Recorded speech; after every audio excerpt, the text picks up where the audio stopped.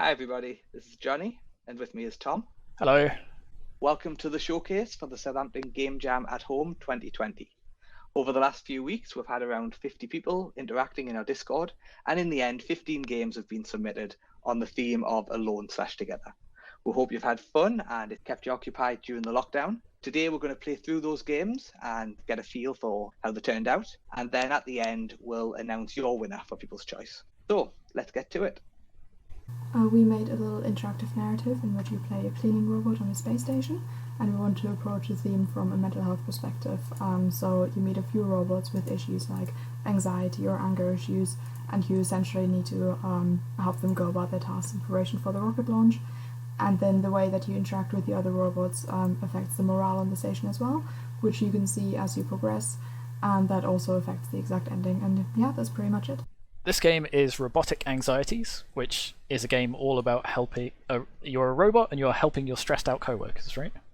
Yeah. I believe that's right. All right. So this is made in Choice Script. So I love the art. The art's great already. All right. Welcome to day 84. It is launch day. All workers report to their designated posts and await further instructions. You can feel your system starting up and wait for the different programs to load. You know you are one of the last ones to be started up. You're still waiting for your software update. That is fine. You know you are not the highest priority. You are just a simple cleaning robot. You're not essential to the effort. Oh, that's sad. I'm sad already. You can sense the other robots moving to their stations. Just as you are about to start with your daily tasks, you hear an unfamiliar beeping.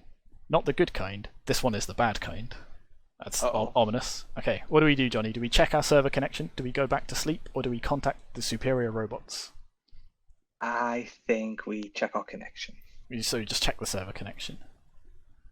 After a few attempts, you realise that there is nothing where the bright light of the connection should be. That doesn't sound good. No, it doesn't. So we don't know what we're supposed to be doing. They didn't cover this in orientation. Wait, what's our name? Or nonsense, we don't need a server to tell us what to do. I think it's going to ask for our name in a moment. I think you might be right. Well, it's up to you. Are we obedient, or are we doing our own thing? I'm immediately going to panic. We didn't cover this in orientation. Our name. What should our name be? Oh, don't ask me that. That's all right. Our name is Beep. Beep. Great. Right. And nobody ever said, "Hey Beep, if everything breaks down, this is how to fix it." So we'll need to figure that out by ourselves. With a sigh, because it's a strange day already, you leave the room to see what's going on here. Okay. So that said next chapter. Yeah. So presumably the game is structured in chapters. I didn't know that. Yeah, it's a choice script thing. Oh, okay. So do you want to go to the bridge, the engine room, or the maintenance room? They're all the same to me. Let's check out the bridge first. Alright, yeah. So we haven't got a super huge amount of information to inform this choice, but unless we come back here later. Yeah. The things we learned about the bridge will then be important. Right now, might as well just go in order. I think we're just a cleaning robot. We don't know what we're meant to be doing. Let's go to the bridge. You make your way to the bridge, trying to think about all things the higher up robots must be doing all the time. You normally only come here when everyone's finished for the day and needs to recharge. You find it surprisingly empty for the time of day. Probably not a good sign. Hello, is anybody there? Alright. I like this. This is teamwork. I just read the stuff and you have to make the tough decisions. You hear a soft noise from the corner of the room, but it stops immediately. It feels as if someone might want to keep as quiet as possible. Do they not want to be found? You adjust your visual settings and you can make out the silhouette of a robot. They're a smaller model than you. They probably don't need to be big because they only work on the bridge. As they see you, look at them, they give a shocked whimper. Don't come any closer. I just want to be left alone. Let's be nice. I just want to have a chat. Yeah, we're a nice robot. We're a good robot. We just want a little chat. The robot is quiet for a little while before giving an appreciative nod. Alright, I'll come out, but you can't tell anyone about this. They slowly make their way over towards you. The robot stares at you nervously and settles down in front of you. What is it that you do here anyway? I thought we were a nice robot. I'm trying to find things out. You don't know? This is the bridge. This is where we do the actual launch from. But before we can do that, once everyone else is ready, we need to put the flight path in, otherwise the rocket will just go who knows where and could hit something we really don't want to hit. Okay, what happened here? Where is everyone? Their body sags a bit and they gesture towards the room. I came in because I started up early. It's the new update, you know. It makes everything go a bit more smoothly. and I was just minding my own business, but then all of a sudden some of the systems went down, and I can't get the server up and running again, and that's where all the information is stored. The others have higher clearance, so they have a local backup, but I don't know where they are, and I can't reach them at all. Alright, we'll figure this out together. Alright, let's go. What shall I do? This is a disaster. We're just supposed to be wrapping everything up, but now it's such a mess, and I'll just make it worse whatever I do. So the first one is nicer. Yeah, we're nice bot 3000. Yeah, so let's stick with being nice. The robot seems to relax a bit. I got him to relax. Yeah. Maybe you're right, but I don't really know if I can. Everyone else would be standing over there, and sometimes they would draw on the board to plan out the path. Oh, we can draw on boards. Oh, Beep, the board. Maybe I can do this. I just need to extrapolate. I like that we called ourselves Beep.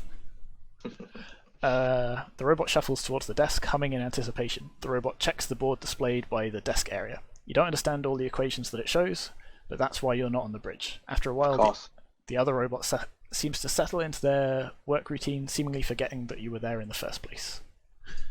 Okay, so engine room or maintenance room next? Okay, so now we've explored the bridge. Yeah. We're back in the thing. Let's So try the engine room. We've settled the robot in the bridge, so let's go find the robot in the engine room. He's a cute robot. I really like these drawings. Yeah. As you approach the engine room, you hear loud banging noises and stop in your tracks, listening. You're quite familiar with this space from your daily duties. There is always a lot to clean up here. The engineering robots are just messy, or maybe that's just what their work is like. You wouldn't know. As you turn the corner, you gasp at the state of the room and at the robot standing in the midst of it all, smashing various items of seemingly varying importance. Oh no, well, we can't stand for that. Alright. Are we going to ask him if he's alright, or are we just going to... Let's approach him. Are you sure? Ooh. You approach the smashy robot. The robot rounds on you as they hear you approach. Oh, now someone is coming to help. You've got some nerve waltzing in here like it's nobody's business. Do you really have to make such a mess? You sway to the side as your fellow robot throws a box in your direction. Of course, just go ahead blaming me for everything. Aren't you considerate? You have no idea what's going on, and you just come in here throwing around accusations. They kick some cans out of the way and sit down on the floor, arms crossed in anger. You join the angry robot and sit next to them. What's going on? Why are you upset? The robot points towards the door angrily. Nobody showed up today. It's the big day, and everyone's been going on about it for ages, and I come in this morning and nobody is here. They just left it all for me to do, and I can't reach anyone. I bet they're all having a lovely time celebrating while I'm hard at work. Did you not notice that the server's down? Yeah. Come on, man, check your connection. That's what I did, first thing. The robot gets up, pushing some of the mess around, and approaches the canisters that, you imagine, contain fuel for the rocket. Oh no, Johnny, he's going for the rocket fuel. They seem much calmer compared to when you entered the room, but they're still tense. You expect they need to talk to their friends first before they can truly feel better about this. Let's leave them to it. Alright. First one. Yeah. Alright, off to the maintenance room then. We don't have a lot of choice now. As you approach the maintenance room that you know so well, you hear the sounds of a robot that is clearly busy at work. Things are being moved around, and you can hear quiet muttering. Maybe everything is going alright in this part of the station at least. Your sigh of relief fades when you notice the open door and see a room that is in perfect shape. Too perfect, almost. You notice a long list hanging on the wall, and the robot, one of your fellow cleaning robots, in fact, is just adding another item to the list. Shall we have a look at the list? Yeah, let's check the list. You approach the wall and see that the list is even longer than you originally thought. It contains every conceivable cleaning task that you could have come up with, and a few that you wouldn't have thought about at all. The robot looks up as you approach and shouts, "Careful! I just finished sweeping this part of the room. I don't want you to mess anything up. Everything needs to be perfect for today's launch." Is the rocket almost ready to go then? Yes. Well, no, not quite, but I'm sure it will be soon. I just need to make sure I've got everything set up in just the right way first. What's the list for? Oh, that. I've just put together a little something here to make sure I keep on top of everything. You can't mess anything up today. All of that? You can't possibly mean to do this in a day. Of course. I've got a lot of responsibility here, and the rocket needs to look exactly right. And you never know when the humans are showing up next. What would they think? Since when have you been here? This room looks clean. Weren't you listening? I've been up all night. I've been reorganising the room to... Have they pulled out one of the server cables? Is that what's gone on? And is that what this game is about? Is it about solving the server? Dunno. We've got to figure out what's gone on. We'll find out. you could be almost finished with everything already if you hadn't focused on tidying up so much. Seems like you're wasting some time. Yeah, I think that's good. Alright, the robot looks annoyed. I'm not wasting time. I'm making us more efficient, and that will be good in the long run. I didn't see you working all night to make sure we can get started on time. Eventually the robot sits down at your request and shakes your head you shake your head at the long list of tasks, way too many for just one robot. I guess I have been a little stressed about it all, they admit, but I'm just worried that it won't be enough. You never know, when somebody drops in to expect your work. I wouldn't trust anyone else to do this, you know. Go for the first one. Yeah. We need to get started on the main task. Oh, you're right. I really have been wasting all my time doing this, haven't I? I'm such an idiot sometimes. I'll get on this right away. Okay, so the robot goes and does that. That's a bit sad. I didn't mean to do that. Should we help them with it? Yeah, let's help, because I've never been mean. Alright, the robot considers this for a moment and throws up their hands. Alright, I give up. They laugh. As long as you promise to try hard. I guess I can let you help me. Thank you, it'll be much quicker this way. Alright, we're a cleaning robot. We're good at cleaning. Yeah, it took us no time at all. Just as you think this, the lights in the room turn green, the sign that finally everything is ready to launch. Watch the launch. You move to one of the windows and you notice a few other robots joining you soon. You even recognize the 3 robots that you tried to help earlier. Nobody wants to miss the big event. Everyone has been working really hard. You just hope that everything went according to plan. You hear some brief exclamations of excitement as you can see and hear the rocket launch. Things seem to have gone fairly smoothly as far as you can tell, and in due time the rocket has been launched into space and is barely visible. In your excitement, you turn around to your fellow robots, but while there are some content faces, the majority of them look stressed and glum. There is also no sign of your supervisor yet, or any of the higher-up robots, but nobody really seems to care. Everyone is keeping up a professional face, but is far from the celebration that was expected on the big day. You shrug and shuffle away, determined to find the other robots and make a status report. It's been a stressful day for everyone, and working largely in isolation didn't help. Hopefully, tomorrow the server will be back up, and everyone will be back to normal. Ah, that was a nice little game. I wonder how much that ending changes based on whether we're sort of nice to the robots or whether we cajole them into working. What does show stats do, by the way? Show stats. So this has got your morale. Is it my morale or like everybody's morale? I don't know. Because we were quite nasty to the second 2 groups of people. We were a little bit. Go next. So, play again. Click through quickly. Be nice to everybody. Let's just see what happens. Get that to 100%. Let's check us out. So it started at 50, so we went up. We were nice to the first person, but then we were nasty to everybody else, right? All right. I'll go through and try and be super nice to everyone. So, all right. Well, we can be boops this time. Go to the bridge. Hello. We want a lovely chat. Chat. I think you have to go through all these anyway, don't you? I don't know. I think some of them are just expositional. First one. There we go. Let's check our stats at the minute. Yeah, went up 5 whole %. Doing all right. Let's be nice to this robot. Deep breaths. Yeah, let's try that. Yep. Oh, how to do that one? Come back after the launch and help. Yeah. And last one.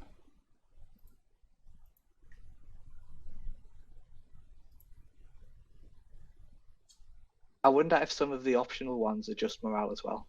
Maybe. We're up to 73% this time. What's the list for? But you get for being nice.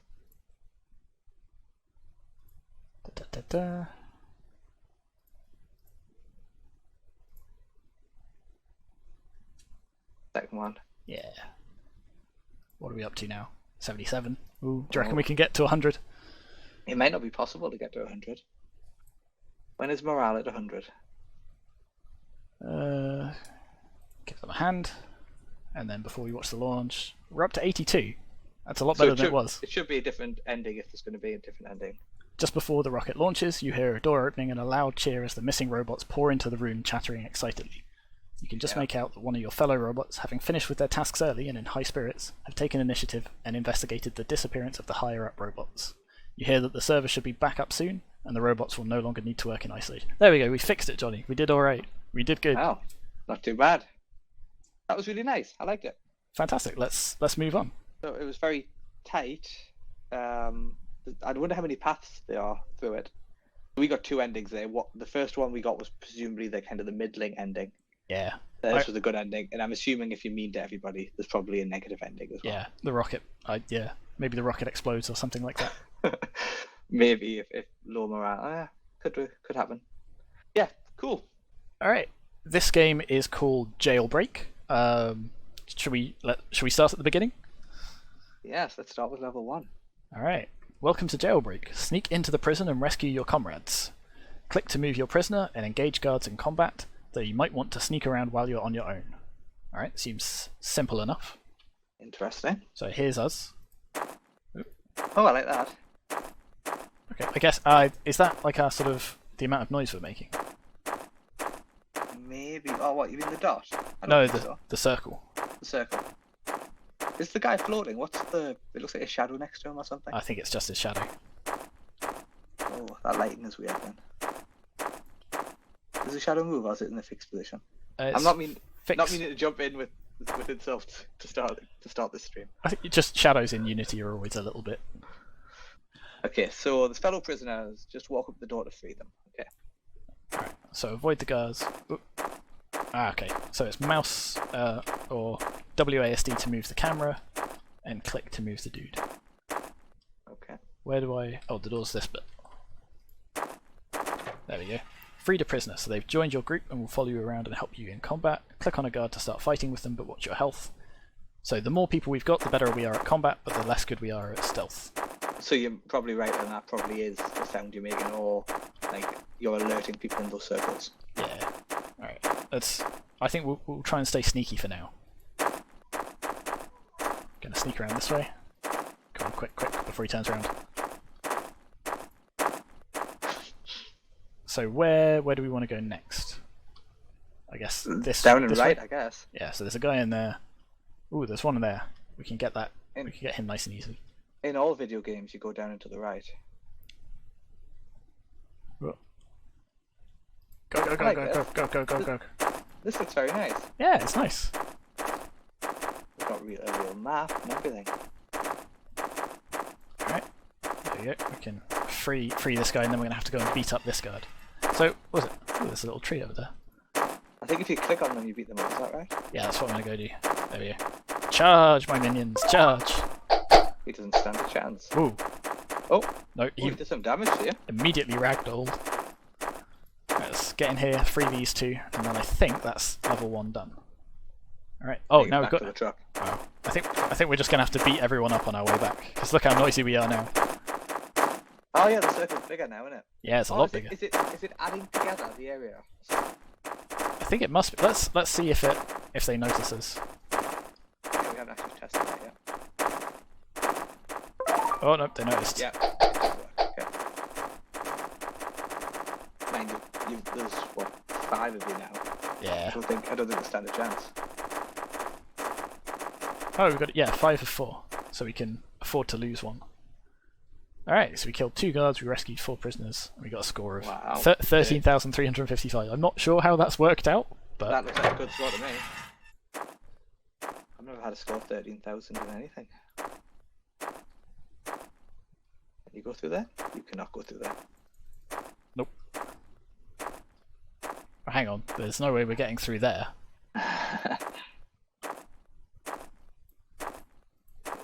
This looks a difficult level. Doesn't look like you can get through there. Doesn't, does it? Maybe I can press F to interact with it or something? No. Okay. I think you're going to have to fight your way through. Well, they're all looking over there, so maybe I can just... Oh wait, can you move slowly? Does your circle go smaller? No, not really. No, it doesn't. Well, it definitely goes smaller. Run away. Oh, you only got 1, so that's fine, just fight him. I've got 2. Oh no. Okay, I'll get this... Free somebody to fight with you. There we go, release a big prisoner. Good. He's slower in that. Come on, help. Uh-oh, you're almost dead. Oh no, it's only the big prisoner. Oh no. Ah. Right, come on.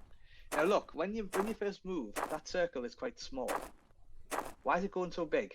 What do you mean when you first move? Like, do you not see that the small circle that then gets big?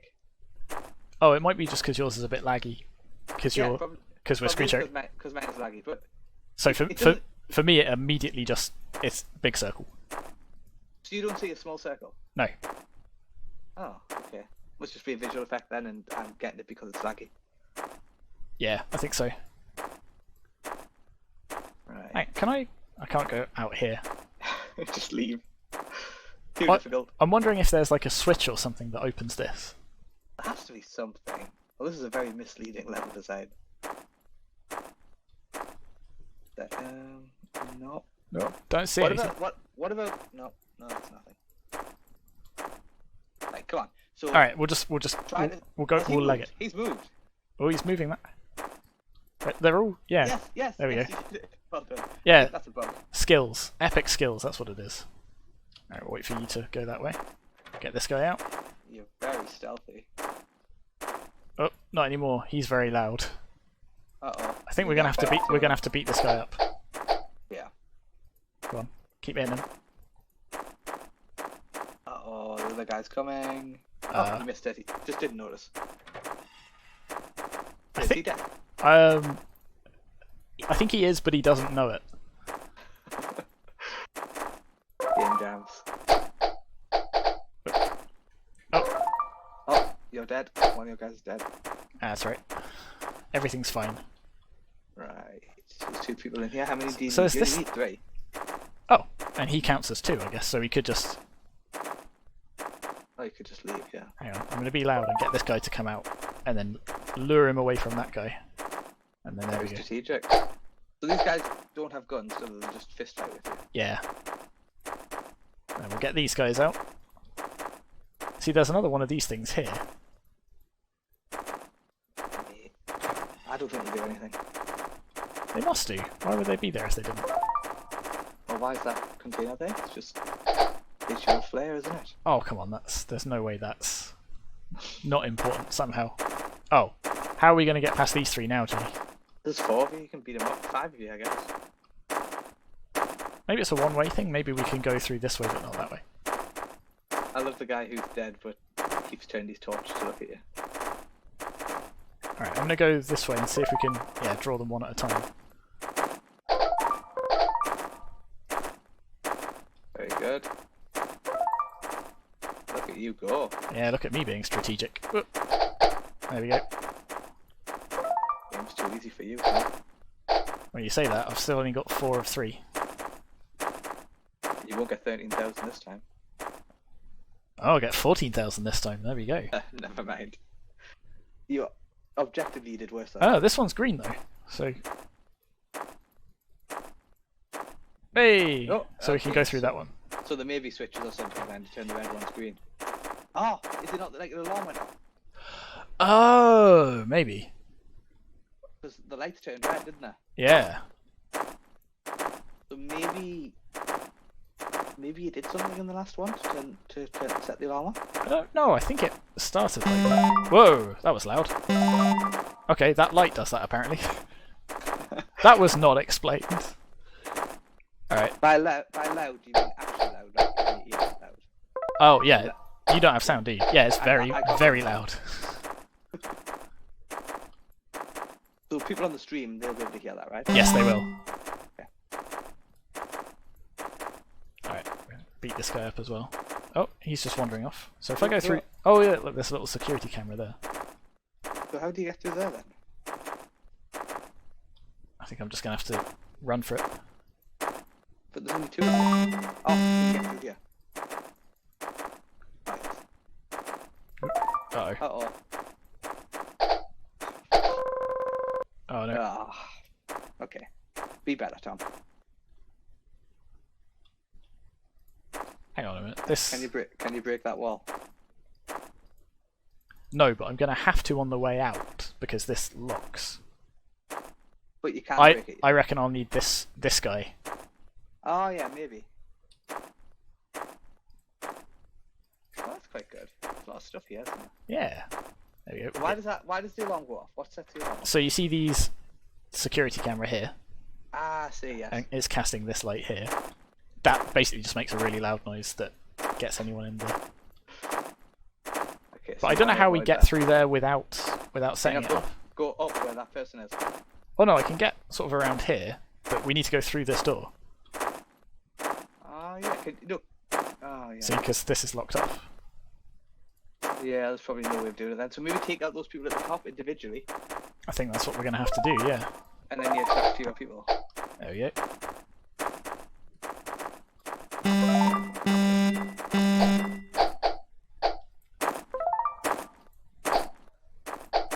Right. Do better this time. I'm not sure we are. Come on, come on, come on, come on, come on, come on, come on. There we go. So this guy can... demolition. Okay. I think we can now run to the exit. Alright. They've added a fair few things to this, haven't they? Yeah, I mean, we saw how many levels there were at the... Whoa! That's a bit of an explosion. You got a bit close to that, weren't you? Yeah. Alright. There we go. Alright. So we've got this big lad in there. We've got this box. Oh, there's a guard coming that way. How do we get in here? Where's his door? No, it's just there. yeah. So yeah, you have to go around. There you This is the big strong one, isn't he? He's louder, he is. Oh. Uh-oh. Alright, wait for this guy to pass and then we'll sneak across over here. There we go. Go on, now. Oh, just like in the Shawshank Redemption. Aha. Oh, you can push stuff. Yeah.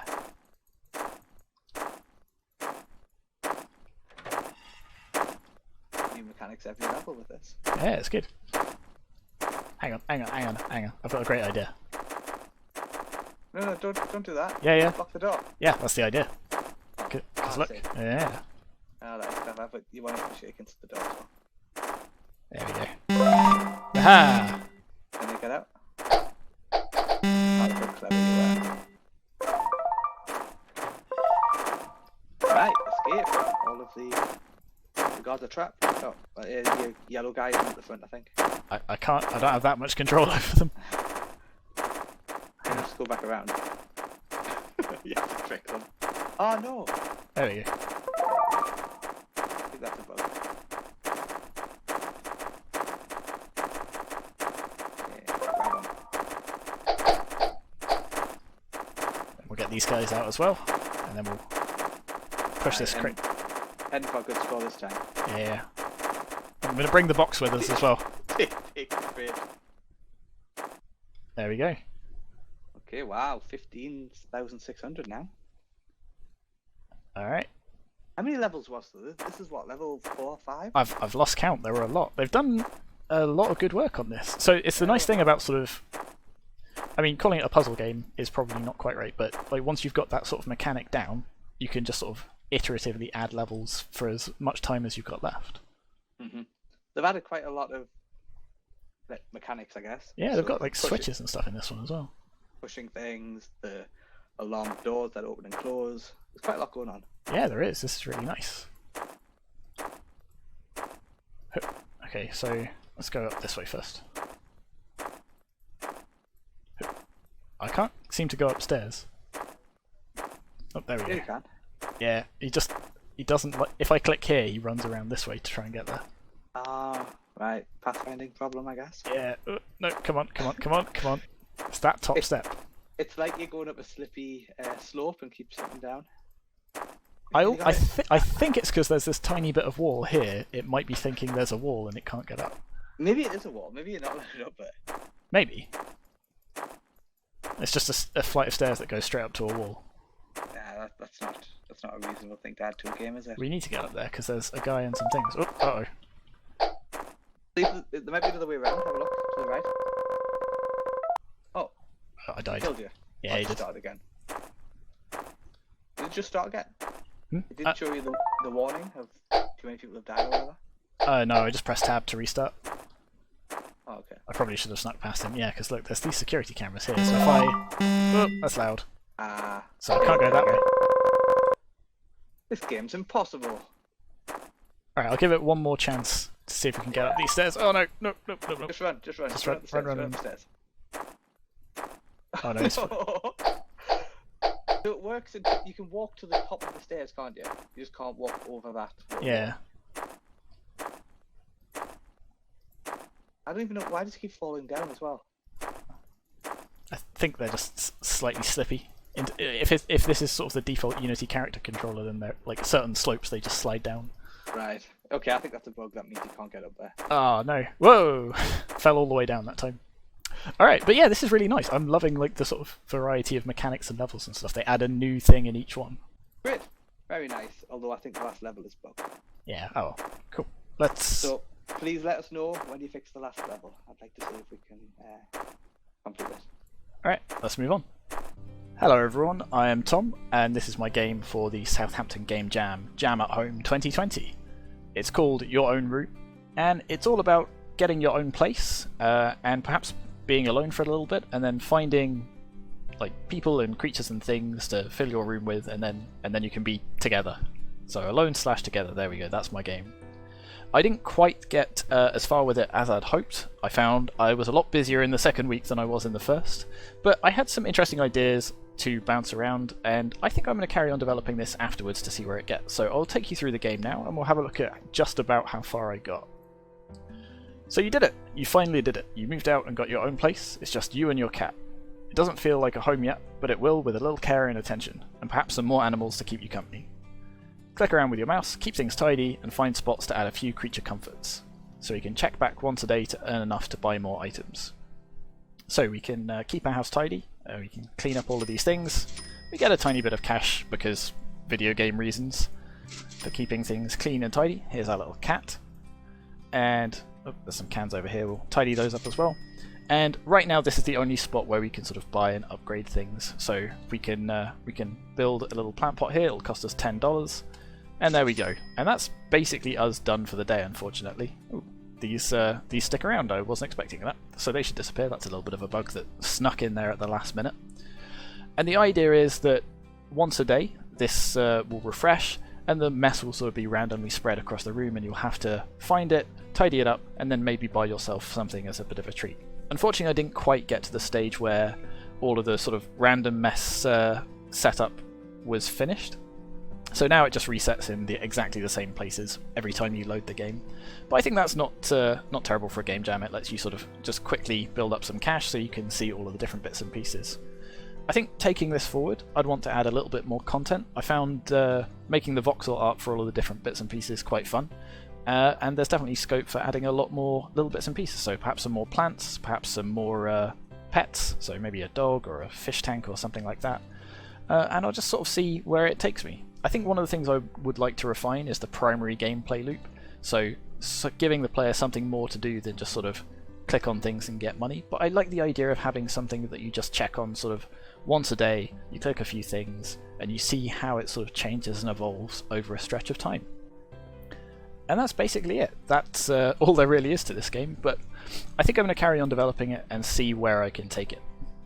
This is Your Own Room, which is the game created by Tom, so I will be playing it alone. Let's have a look. Okay, apparently it won't tell me what it's about, but that's fine. Let's continue. So I'm in the game now. I have $6. Now, I don't think this is the start date of the game. I actually opened it earlier, and now I don't know how to reset it, but it's fine. So it seems that I can tidy up my laundry, which gives me money. Can I click on the cat? I can't. Oh, I tidy up that. There are things to click on, such as this plant, which cost me $10 to upgrade. And it'll cost me another $10 to upgrade it further, but I don't have $10. I've now tidied everything up. I only have $8. I'm guessing that it's a bug, that this stuff's still visible. And there's nothing to upgrade here, but presumably there would be, had it been added. So I'm told that the way this should work is that's me done for the day, and I'll go off and I'll come back tomorrow and then do a little bit more. For the time being, I can just quit the app and open it back up, and that will make it as if I'm coming back on another day. So let's have a look. So the mess is back. It's back in exactly the same way. It would probably be nice if it was different each day, the things that you were going to deal with. And maybe a thematic reason for why someone's paying me to tidy up my laundry. Could be good.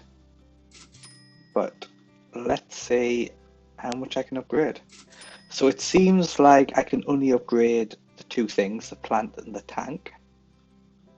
Obviously, there must have been some intention to upgrade the cat, but I can't do anything with it right now. Nor with that. I like the graphics that are in place at the moment. I like the bed and the cat. It's all good. It seems that the only things that can be interacted with though are these two. So I'm just going to quit and reload a few times to generate enough money to see how far we can upgrade these things. And we're back after about a week's worth of playing, and I've managed to make $100. So hopefully I can buy a plant for $100. Gets a bit bigger, and a bit bigger, and a bit bigger. And that's the biggest plant anyone can afford, so big it doesn't fit on my screen. And with my tank I can get some, maybe some cuttings of this plant from the colour of it. I think that's, I can't believe I saved up 100 and I could only spend 40. I think that's pretty much it. I think it's very cute and it looks nice, and it looks like graphically it looks kind of like a sort of management game or something. I like the idea of this chill thing where you come in, you tidy things up a little bit. I think I'd like to see more customization options. So this brings to mind something like Animal Crossing, which I go on every day and, pick some fruit, tidy up my house, sell some things, build up a new area of the island and so on. And this feels like it could move in that direction. But yeah, obviously it needs a lot more content. Like the whole thing about those games is just throwing content after content. So ideally, you probably would want to go further than just having like slots for plant. You'd probably want to be able to buy a plant, to place a plant somewhere in the room, and then maybe upgrade that plant. But yeah, I think this could be nice. I think people would play this, but yeah, well done. So this is Handwash Master. I think this is a tower defense game that we saw an early preview of in the showcase as well. So let's hop in. Cool, we got some nice music. Just before you move on there, I really like that opening scene with the hand wash moving left and right. Yeah, it was good that. I'm just gonna and I like that the buttons also rotated with the there we go. With the image. Just gonna bring down the volume a little bit so we can hear you talking over it. Okay, welcome to Handwash Master. Click the red node. So I guess this is our red node. We can build a hand washer turret for 100 cash. We have exactly 100 cash. Well, people have been stockpiling it, Johnny. It's supply and demand. So build turrets, prevent enemy viruses from making it across the valley and into the city. So we'll build that. Enemy waves, viruses approaching, and our turret's gonna... There we go. Pew, pew. Nice. Lovely. So the amount of enemies will increase each wave. Whoop. I missed that bit. Your turret's infected by the virus and malfunctioned. Click to heal it. Yeah, I missed it as well. Keep an eye on your turrets. They won't work very well if they malfunction. Click on your turret again to continue. So we can upgrade it. Wow, they've definitely put in a lot of work since we saw this last. Yeah, it's changed a lot, hasn't it? So we haven't got enough cash to upgrade things yet, but we can hop into FPS mode or demolish. So now you can sell it for 50. Okay. For half what you purchased it. Social distancing is key to defeating the virus. Yeah, because we don't want to spread the virus between our turrets. No, although we've only got one turret, so that would be difficult at this point. Alright, so that's... There we go. I've only got the one turret, so I might as well hang out here. Is it going to have the same feature? Oh, I've got to reload. Hang on, that's not fair. Didn't do that last time. I haven't got enough cash to put down a thing. So those two are going to get through. This is more difficult now. So I played this a little bit earlier on, and one thing that I noticed is it'd be really good to have a fast forward. Yeah. Because at this point, like you've already lost at this point. It's gone past you. So it would be nice to be able to fast forward to that. So the other second thing is cash is really hard to come by. I think you need to use first-person shooter mode to kill things because, for example, you're not going to kill this blue one; it's too strong. Well, the other thing I'm a little iffy about is just when one virus gets through, your health just starts ticking down forever. Yeah, I noticed that as well. So I think is on purpose because now they're infected and they're going to slowly. Oh, the other thing is, so are they all going this way? No, it should be random. Yeah, I'll put one here then, because then I should catch them as they come past. Yeah. Because that's going to make placement very difficult. So a lot of tower defense games, you've only got the one path. Yeah. So this is going to make things a little bit tricky. Oop, game over. Yeah. See that? I can see where they're going for with that. Once the city's infected, they're just going to slowly lose health. But I'm not sure I like it. So I guess your score is based on the first virus that gets through then, not the total number of viruses that get through.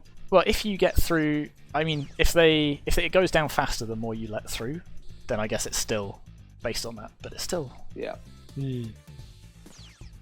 yeah, money is definitely a bit hard to come by though. Particularly with these blue ones that you just are not going to, or at least in my experience, I couldn't kill without first-person shooter mod.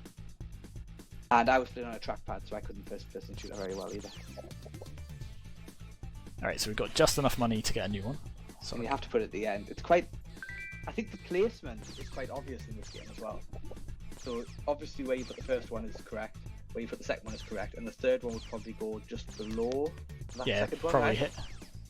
So that's the thing, can this one shoot across here, do you think? Yeah, I don't know. Because there's a big mountain in the way. Oh, no, got to heal you. Yeah, so I think where is it?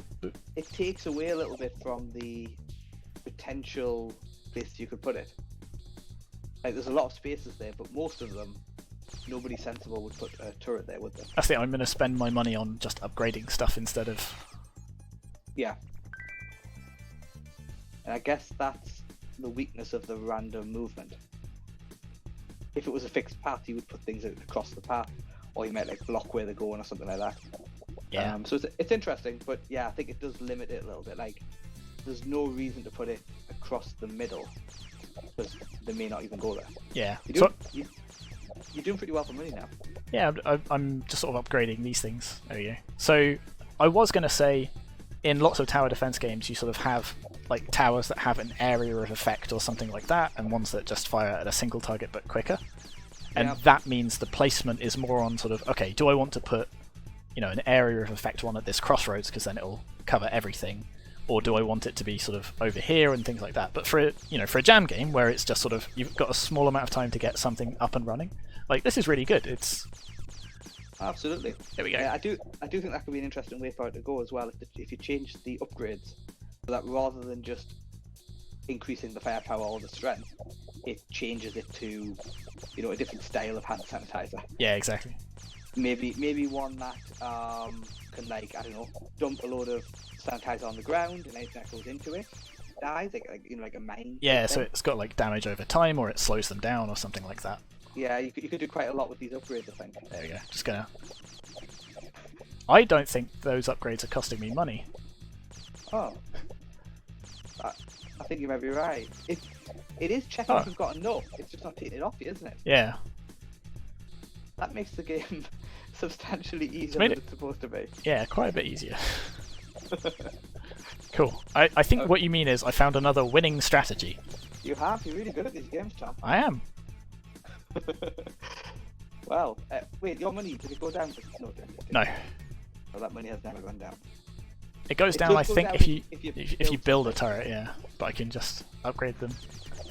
Sorry, that should be a fairly quick fix. And that's the nice thing about these jam games. They give you sort of a very early prototype that you can then sort of go and do something with afterwards. Yep. So I reckon we could probably leave this running to itself for a few hours now. Yeah. And your super powerful turrets will take care of everything. What I've done is I've saved the world. Yeah, if only you were in charge, yeah? Yeah, exactly. There we go. And you could cheat. Oop. Where is that the direction? That's not the direction. They're coming from this way. Oop, there we go. They move fast, they do. It'd be nice if there was some more upgrades for like first person as well, like a faster reload time or something like that. You could potentially even have upgrades that make one mode better than the other.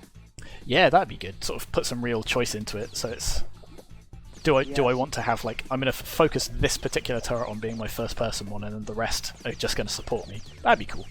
First person shooter mode could even be an upgrade itself, maybe. Yeah. Yeah, I think there's a lot you could do with this. Very nice. All right. Well, if you do go ahead and sort of keep developing this, then please let us know, and let's move on. Right, down, up, 2, stop, 1, down, 1, down, down. And that's it so far. I don't know eventually whether this is going to be a bullet hell or a puzzle solver, so still up in the air.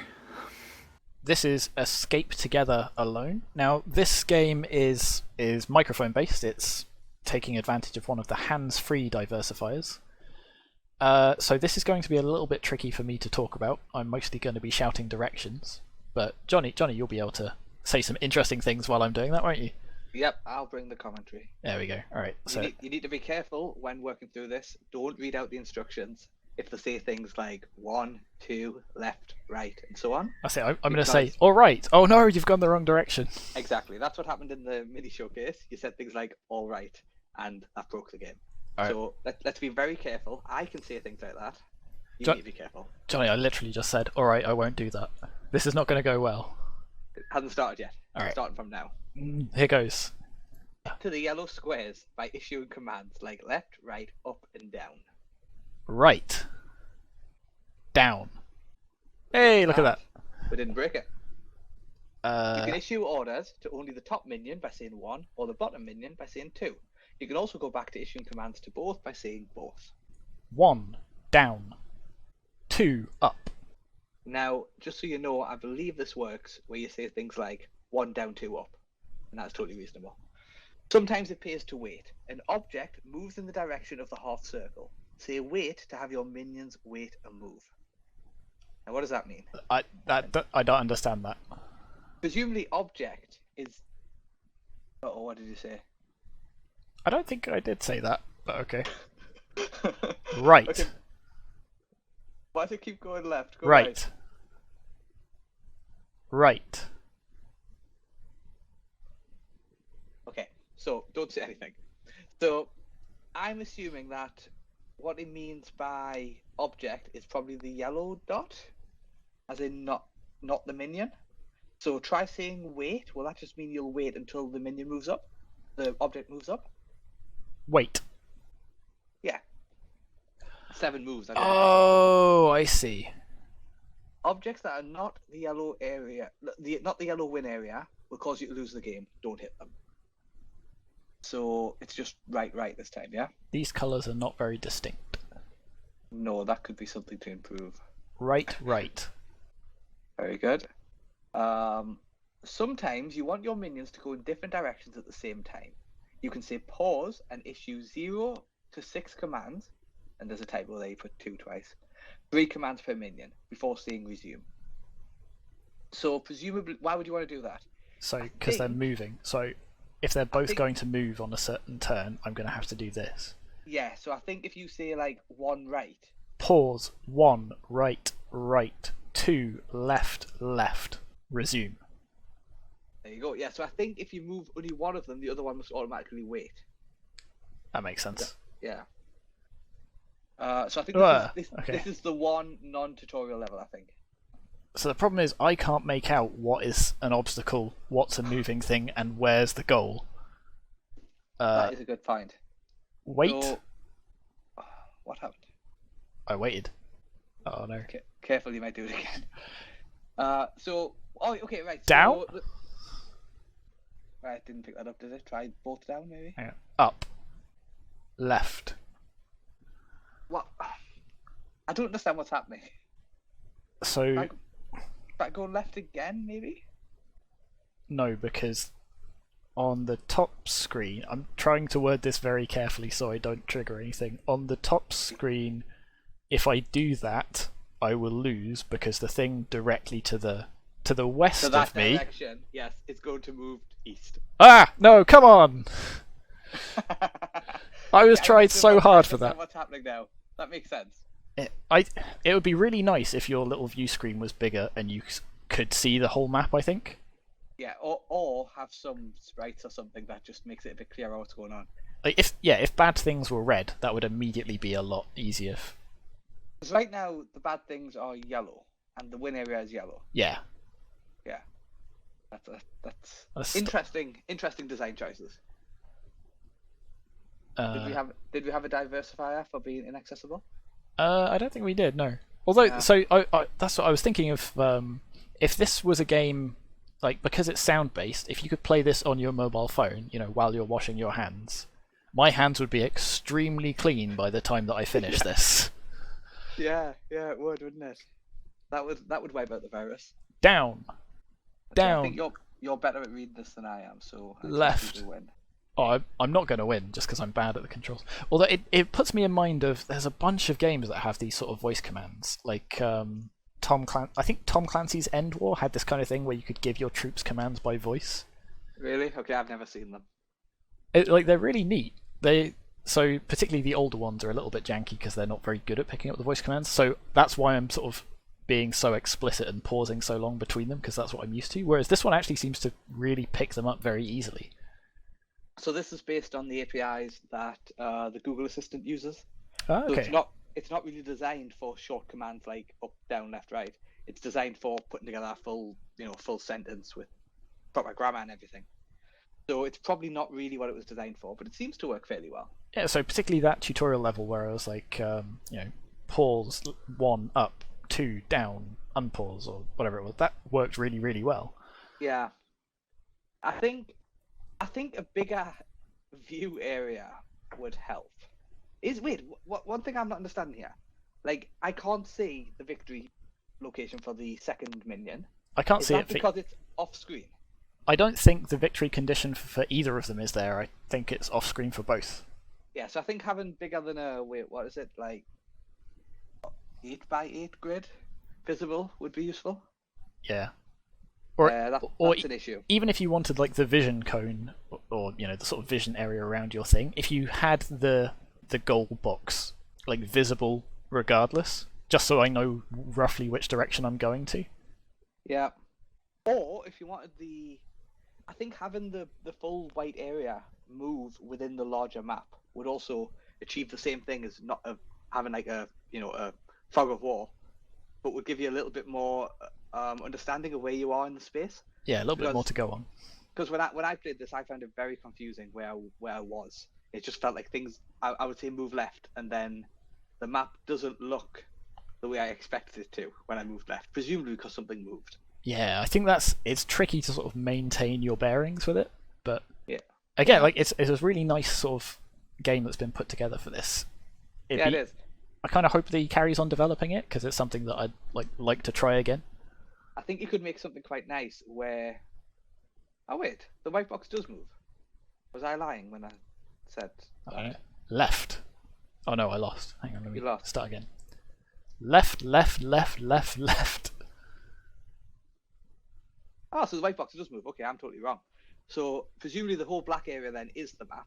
Yeah, which is why I say if you had like the yellow goal box somewhere in that, so at least I knew roughly where I was moving towards. Yeah. Okay. All right. Oh, well, I take back my criticism about the area of vision because he's done exactly what I suggested and didn't realize he was doing. What I was saying though is it would be quite cool. You could even have like a later level where they end up being in the same area. Oh yeah, that'd be cool. And interact with each other in some way like that. That could be quite nice, and that would also fit the alone together theming, wouldn't it? Yeah, that's a really good point. Yeah, so that's cool. Should we move on? Let's move on.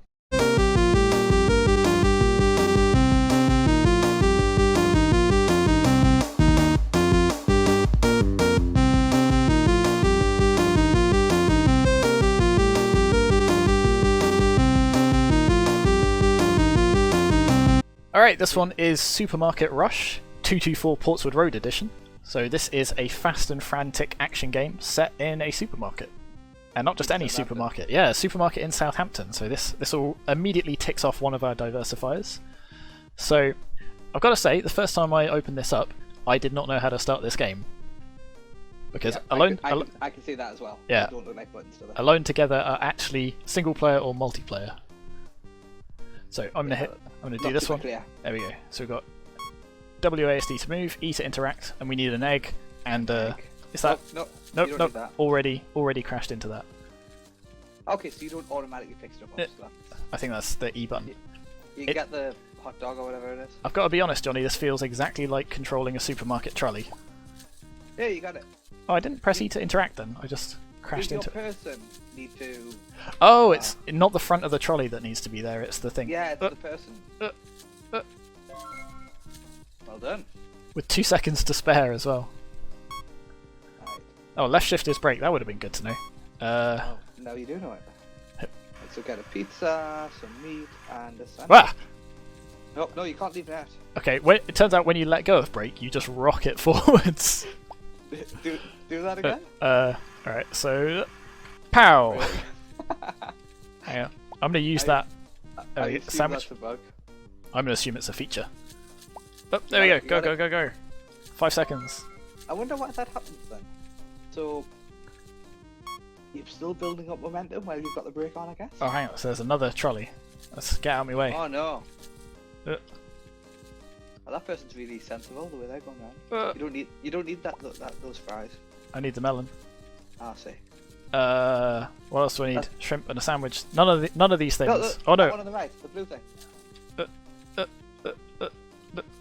That one. You got it. Go. You got it. Go. What do I need? Sandwich. Sandwich in the middle on the left. Oh, and that thing, yeah, as well. Sandwich. Yep. Thing. And... Oh! Oh no! I was all lined up as well. Oh, it's randomized.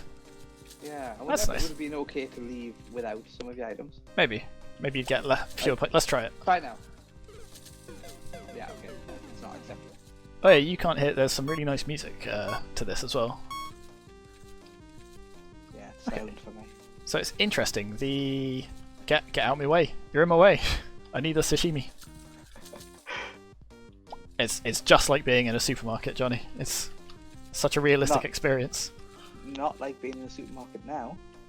Gotta stay 2 meters apart.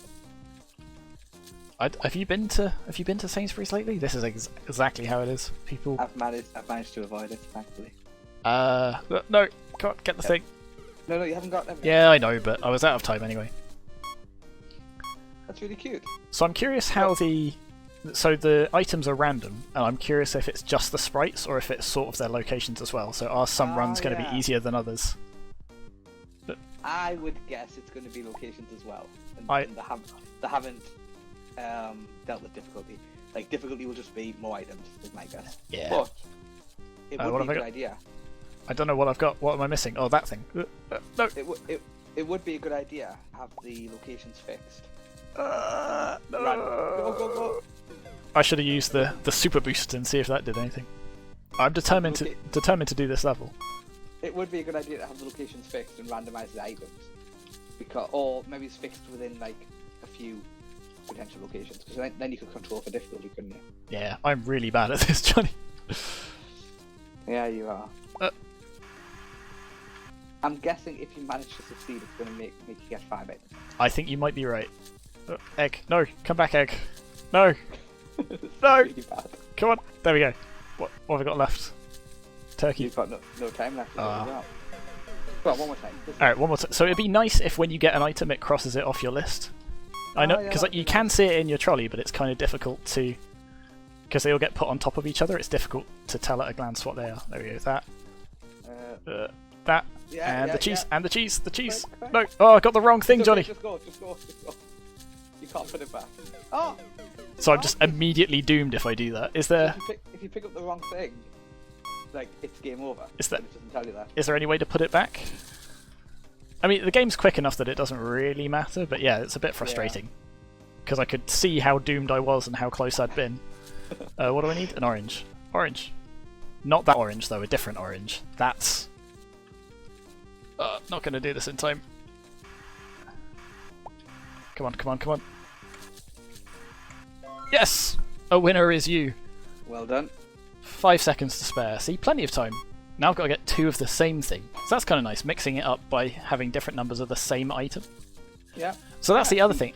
Cute. Difficulty depends on how many of each item is there, because right now there's only 2 pineapples on the entire shelf. For me, the difficulty is that if you pick up anything, it's an instant loss. Yeah. So, if anything, needing more stuff is probably easier. Because That then is you true. can just jam stuff into your trolley. Oh. Needing one very specific thing, I think, is probably more difficult. Oh yeah. But I mean, it's still, what's the word? Makes up the difficulty. Like the placement of items, the number of different items you want, how many of each item there is on the shelf. Yeah. So these controls are hilariously frustrating, but in a good way. Like, it properly feels like you've got a really wonky supermarket trolley. I almost kind of wish there was like a special mode of this where it's just bumper carts with the other trolleys. I wouldn't that if you end up with loads of other trolleys as the game goes on as well. I hope so. I'm just enjoying bashing into them. So I think I said to the one of the devs of this while they were in the Discord, I really want like precarious stacks of baked beans and stuff that you can just smash into as well. Yeah, it looks like that didn't make it into the final cut. That's a shame. Yes, that would have been nice. Things that you could knock over. Cherries.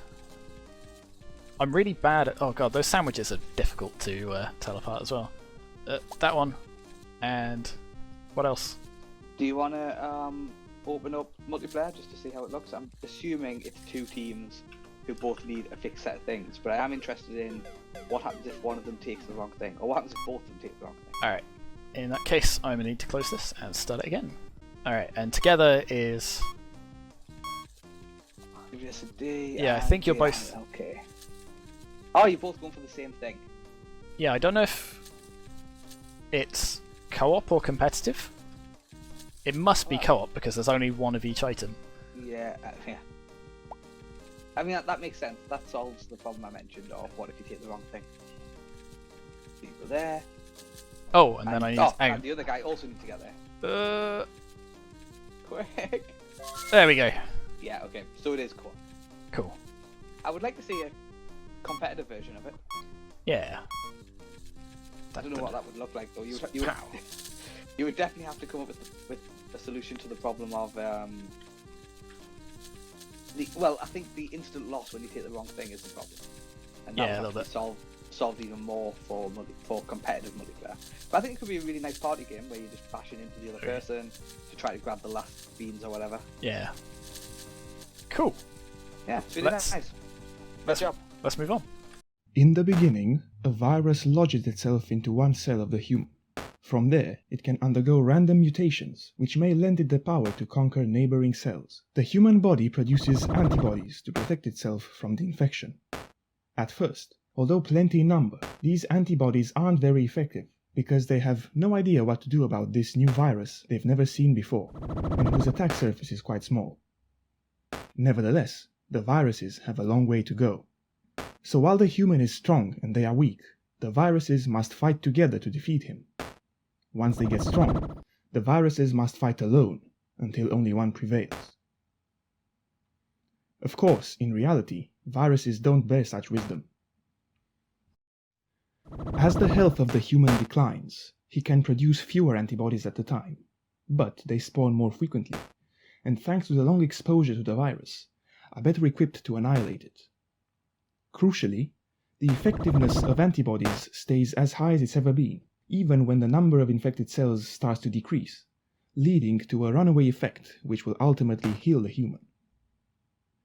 So, because of the practicalities of pressing keys in this game, if you, the virus, are left alone with the human, it's pretty unlikely you'll survive. It should be noted, though, that I'm a game jammer, not an epidemiologist. Therefore, no credit should be given to the story I've just told you.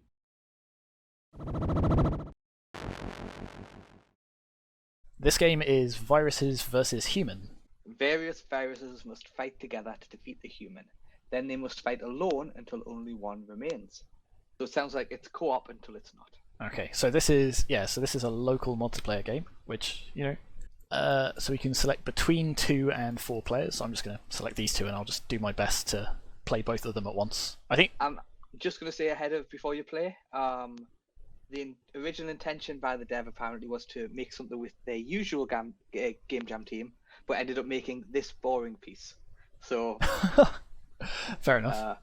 So in practice, this game is unplayable in the current world situation, unless you have a keyboard that's more than 2 meters long, because it takes 2 to 4 players in practice. So we'll see how it works. I'll be fine. So here's our human. Here's our viruses. So we've got H1N1 and COVID, and we have to press the corresponding arrow keys. Which I massively failed at, apparently. So I'm just going to focus on one of them. Yeah, you are terrible at this. Yeah. So the thing that gets me is coloured arrows appear for each player. Use the matching arrow. Yep. But those triangles are very close to being like equilateral triangles. I have no idea which. That is true. Like, there we go. In my head, it was really obvious which one you should click, but now that you say it. So the other thing is, they're like sideways. Yeah, I'm not sure they're the most descriptive icons that could be used. So it says like sometimes you'll have a choice of directions, but it seems to be that you don't. So if if you mash the controls, does it do anything? No, it just doesn't. So it's the quickest way to play, not just to mash all the controls. No, you've got to press the right arrow or you get it wrong. So every time you get the right arrow, it fills up this bar. So if you look at the bottom right, when it fills up, you get another blob of virus basically, and you've got to. Right. Okay, I see. But the problem is when it's one of 2 directions, for me at least, it doesn't seem to actually fill up the bar. So I don't know if that's bug or if I'm doing something wrong. You're really bad at this. I am. I'm terrible. Up. Is that up? No, this one's up. The other one was Left, up and left. Oh wow. See, like. Oh, that's so subtle. Or at least I think it was. I could have been wrong. So that. I think that's like There down and left. Oh. So does that mean you have a choice, or does it mean you need to press both? It says on the screen that you have a choice. Okay. You could try pressing both, see what happens. I have been. The problem is, like, the triangle is so ambiguous that I can't tell which of the 2 directions it should be. Yeah. Yes, I think this game could be improved massively just by having an arrow instead of a triangle. I mean, you say I'm rubbish at this. I've survived this long. You're all the way up to his knee now. This is true, but I'm still alive, and that's the key thing. There we go. This infection has moved to his crotch, apparently. I think it's unlikely that we're going to be able to see what the battle between the viruses looks like, considering you're controlling this. Yeah, considering I'm controlling both of them, and I am, as we've established, terrible. To be fair, though, the jam page for this does say it's also nearly impossible to win. That's alright. It may be easier with 4 players, but I don't have the control. Oh. So there you go. It's very unlikely that we're going to be able to fill up this human.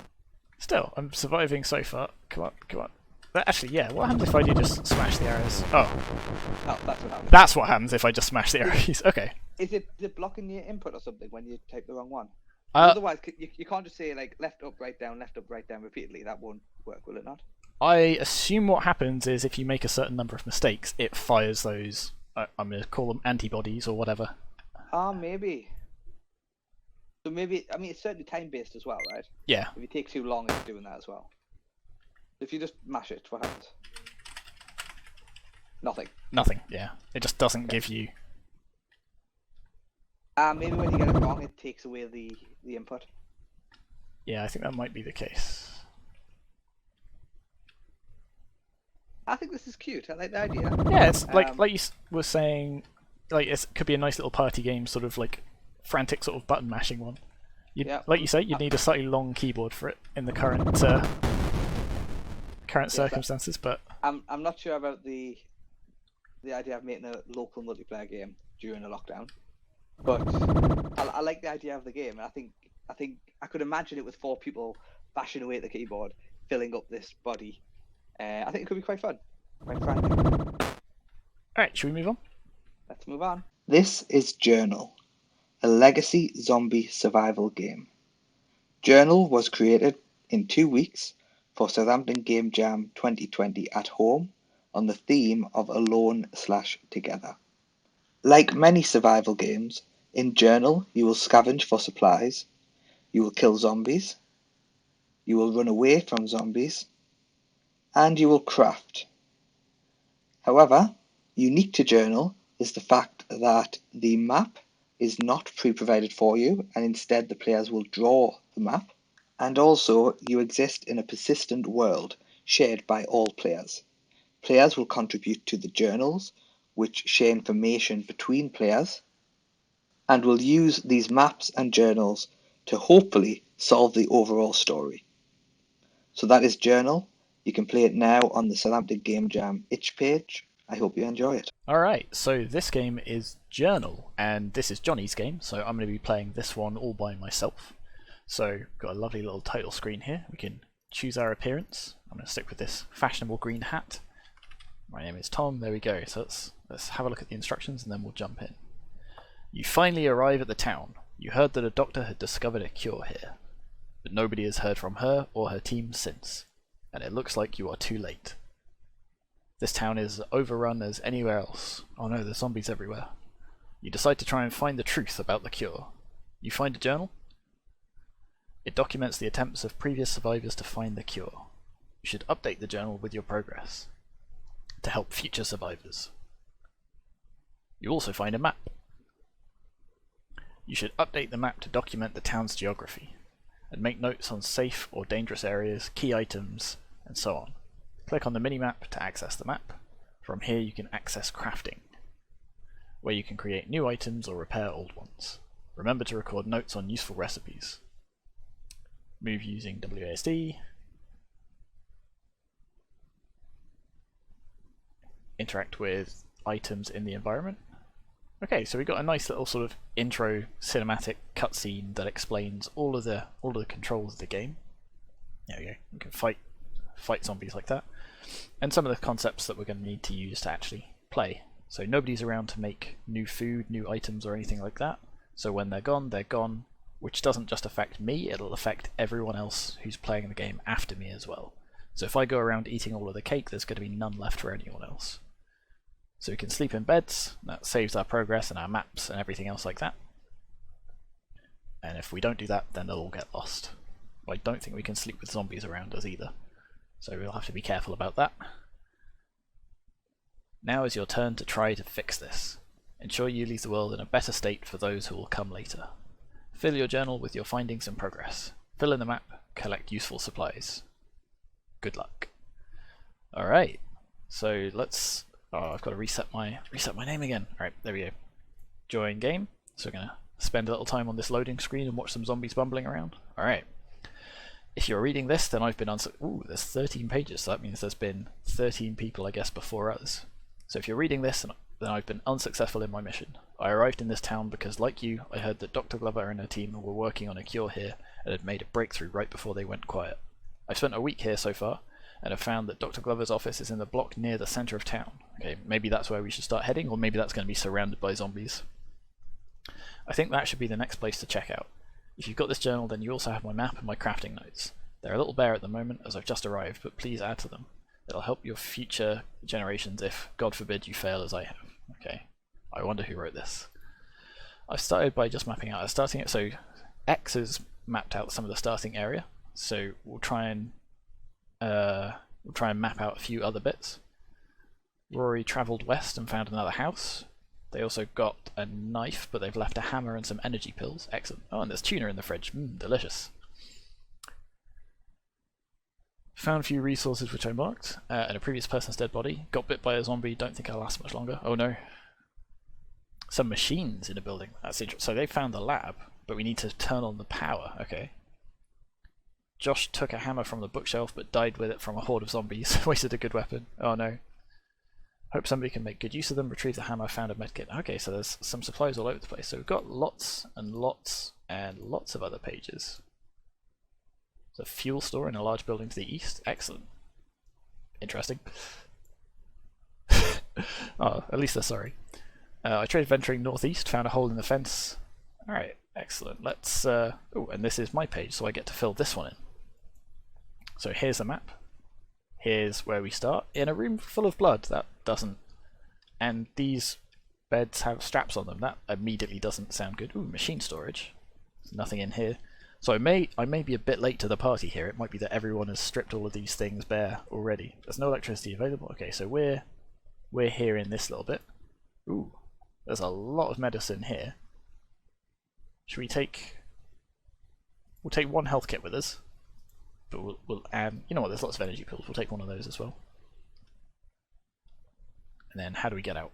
Down here? Down here. So people have mapped out this area. Let's keep going south, I guess, and we'll sort of... Oop, no, there's a big fence there. Add a lot of zombies. Oop, oh no, oh no, oh no, oh no. Am I faster? I'm ever so slightly faster than the zombies, so I'll just walk briskly in this direction and hope that I get away. I wonder how long they'll chase me for. Is it just until they lose sight? Alright, so there's this building, which is marked on the map as well. So that's the X that... Was it somebody in the jail? Damon, perhaps, marked. Desk. Ooh, this desk is locked. Ooh, interesting. Let's make a note of that. Somebody's already made a note. Some nuclear waste in a computer. Interesting. I guess the nuclear waste is over there. I don't think I can get out safely though, because there's a zombie there. Oh, we'll just quickly sneak around. Oh, have they got a health kit on their backpack? Perhaps if we can find a weapon, then we can do something about that. Oh, run, run, run, run, run, run, run. Keep running east. Alright, we'll try running north instead. If we can find a gap in this fence, perhaps we can start marking stuff on the map. Yeah, there we go. A lot of empty space over here. A lot of zombies. Oh, can we find a way into this building? And then we'll map this one out for other people.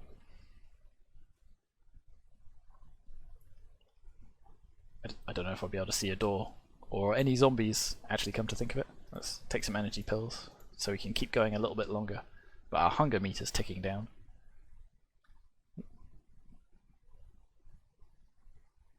Okay, we've not found a door on this side. There better be one on the other side or we're going to be in a bit of trouble. There better be food inside as well. Ooh, we're getting peckish. Oh, there we go, there's a door. There's a big building. Let's hope there's something inside and the something isn't zombies. Ooh, have we found the power plant? Let's quickly make a note of that. So they're using this colour for it, so we'll just put a nice big... There we go, it looks something like that, right? And I'll put a lightning bolt symbol on it. There we go. Resume, let's have a look around quickly.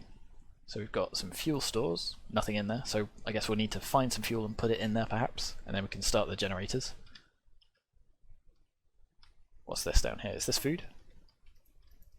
Or is it just rubbish? I think it's just rubbish, that's a shame. What about this thing over here? Can we interact with this? There's a lot of switches. Pull all the switches. Oh, nope, can't pull the switches. Gotta find the fuel first, I guess. Oh no, there's a zombie in the corner. Let's quickly make a note of this before we die. Found a power plant. I think. Marked it on the map with a lightning bolt. But there's a zombie inside and no fuel. ... Excellent. So now I guess we need to find somewhere to sleep before we die of hunger so that gets saved. And I'm not feeling super optimistic about that, if I'm honest. Oh, zombie over there. Take some more energy pills so we can make it back. So I don't know if we'll immediately perish from hunger straight away or whether we've got a little bit of time before then. Oh no, there's another zombie in the house. Okay, it looks like my drawing of the building was slightly wrong as well. We'll have to fix that. So we'll just erase this bit, like that. And then we'll redraw a new house, the one we're actually inside. There we go, we'll do that, then that, and that, and that. So far, I'm enjoying this game. It feels like I may be a bit late to the party, and there's perhaps not a lot of food or weapons or things like that left. But maybe I can dig something up in here. Oop, there's a drawer. No, it's been picked clean as well. So it'd be interesting if there'd be a way of like ooh, there's a. Okay, I found a tooth. That doesn't sound good at all. But I have found a gun. I can't eat guns though, so I think I'm still going to die. So let's hop into bed and sleep just in case, and that'll at least save our map for the next person. But yeah, a way of sort of resupplying the world, even if just sort of, I don't know, you found like sort of tins of beans or stuff in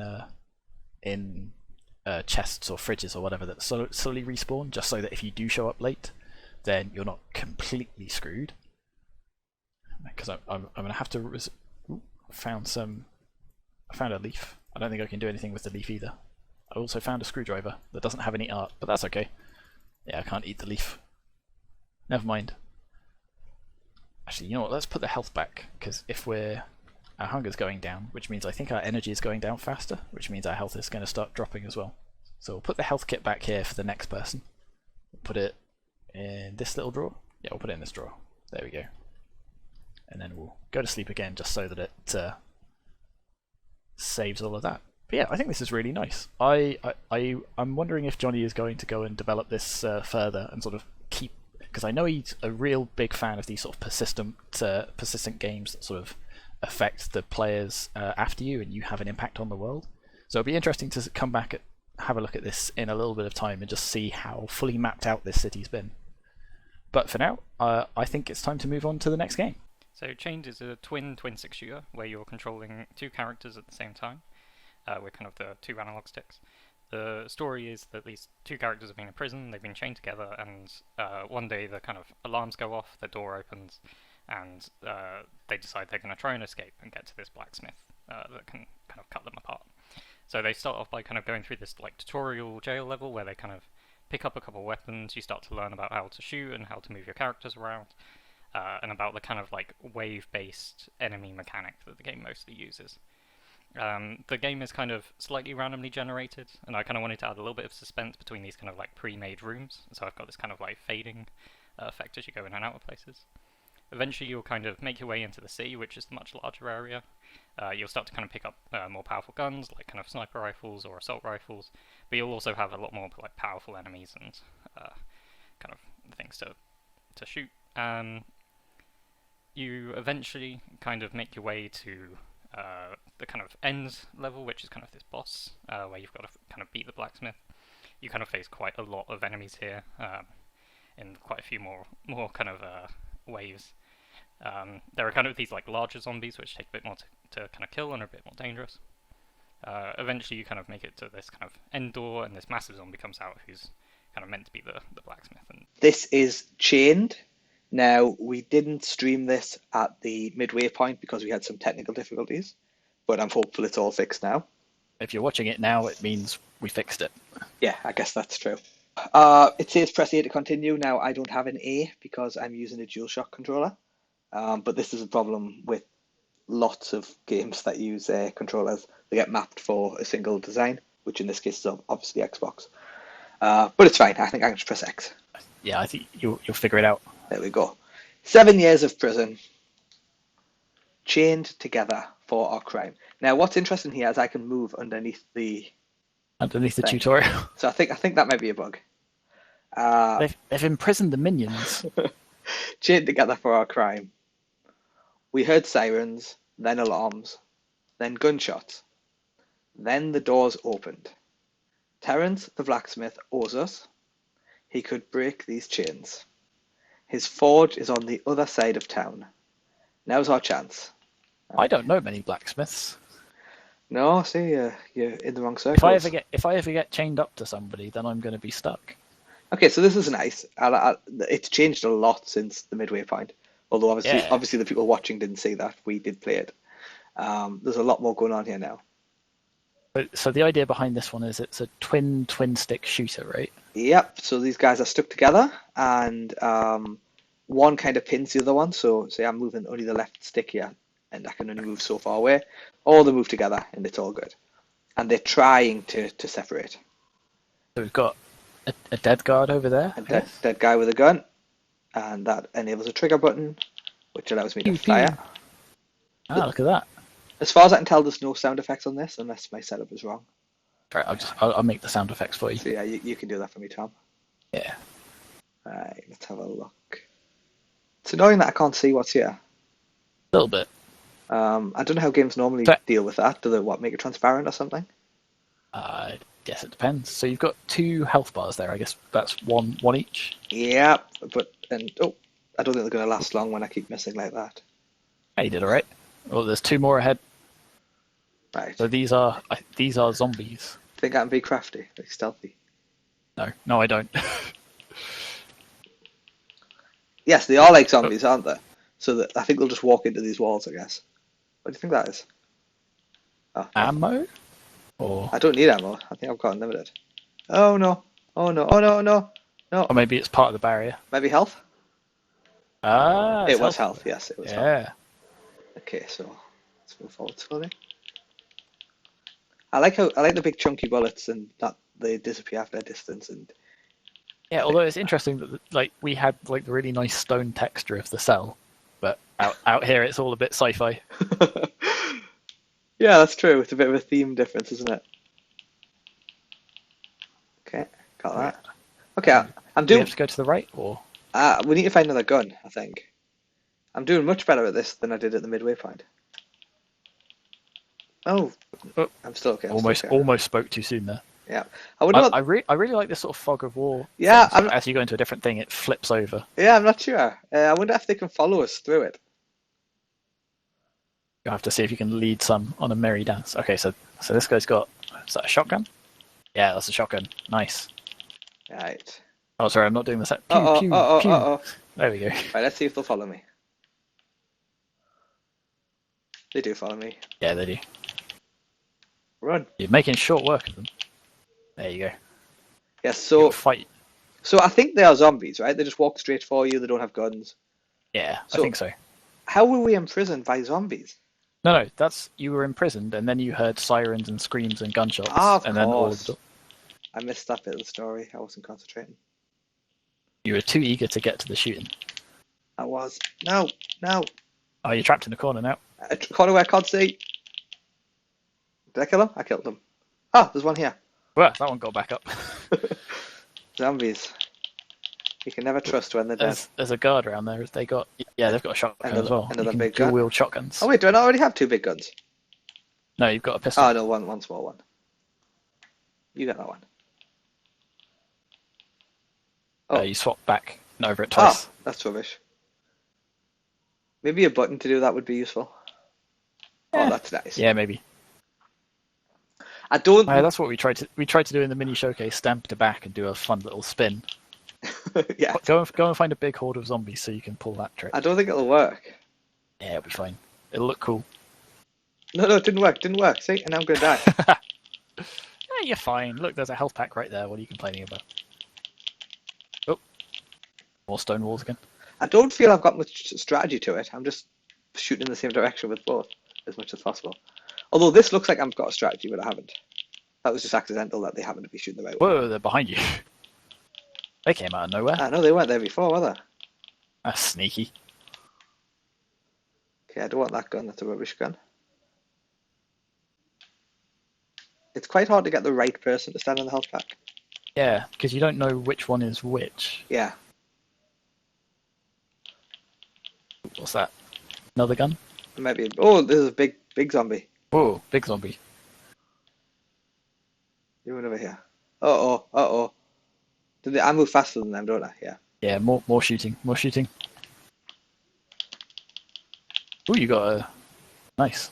That did some damage. Oh, I'm spawning more. That's bad. I haven't dealt with the last lot yet. Uh-oh. Mistakes were made. Run over. No. Oh, that big one's still there as well.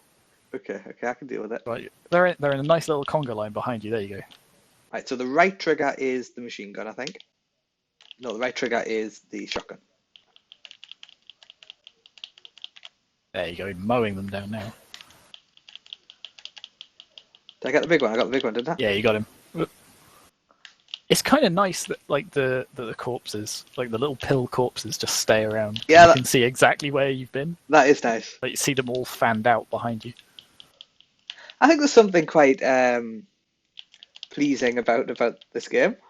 Yeah. It's just mindless fun of mowing down horde after wave after wave. Oh, Oh. Don't get trapped in the corner. I wonder what it would be like if see, it's twin stick, but I find it very difficult to make use of that at all. I'm mostly just firing in the same direction with both all the time. Yeah. How would you do something about that? Because the fact that you're chained together means it's a little bit tricky as well. I think if like it's easier with the machine gun to move it around because I just hold the shoot button. But when I'm having to think, now I need to shoot and now I need to aim, it's quite hard to keep it to do that in different directions. See, that's interesting because watching it, I would like my intuition is to say the shotgun would be better because that you don't have to worry about sort of pointing it exactly. You can just sort of keep firing it and it will probably hit something. How did that happen? I was doing so well. I didn't see how fast your health went down, but it looked like you suddenly exploded. I like that they don't stop when you die. That's because they're eating you. Yeah. Ugh. That's quite a nice effect, though. Yeah, it's nice. This is Quarantine Quest. Trapped in your flat during quarantine, you'll have to find some way to entertain yourself. Okay, this one sounds highly relatable already. It's just throwing a newborn into my life. Yeah. It's been 3 days now since you've stepped outside your door. Only 3 days? I've been indoors ages. Outside, disease is raging. The government has warned all residents to stay indoors, to shelter in place. A week ago, groceries were still considered essential, reason enough to venture into areas of contagion armed with masks and gloves, but at least you've heard reason enough no longer existed. Oh, but last you heard reason enough no longer existed.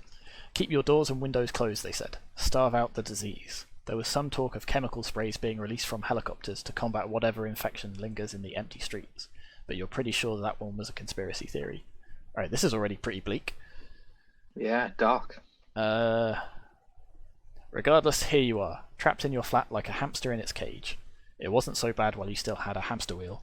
That is, a gaming console and a computer with internet access, but the power went out at some point last night, and in a stroke of extremely unfortunate timing, you forgot to charge your phone just one night too many. You have no idea what's going on out there. The closest thing to social contact is your own reflection in the mirror, and until the power comes back on, you're going to have to find a way to entertain yourself. Okay.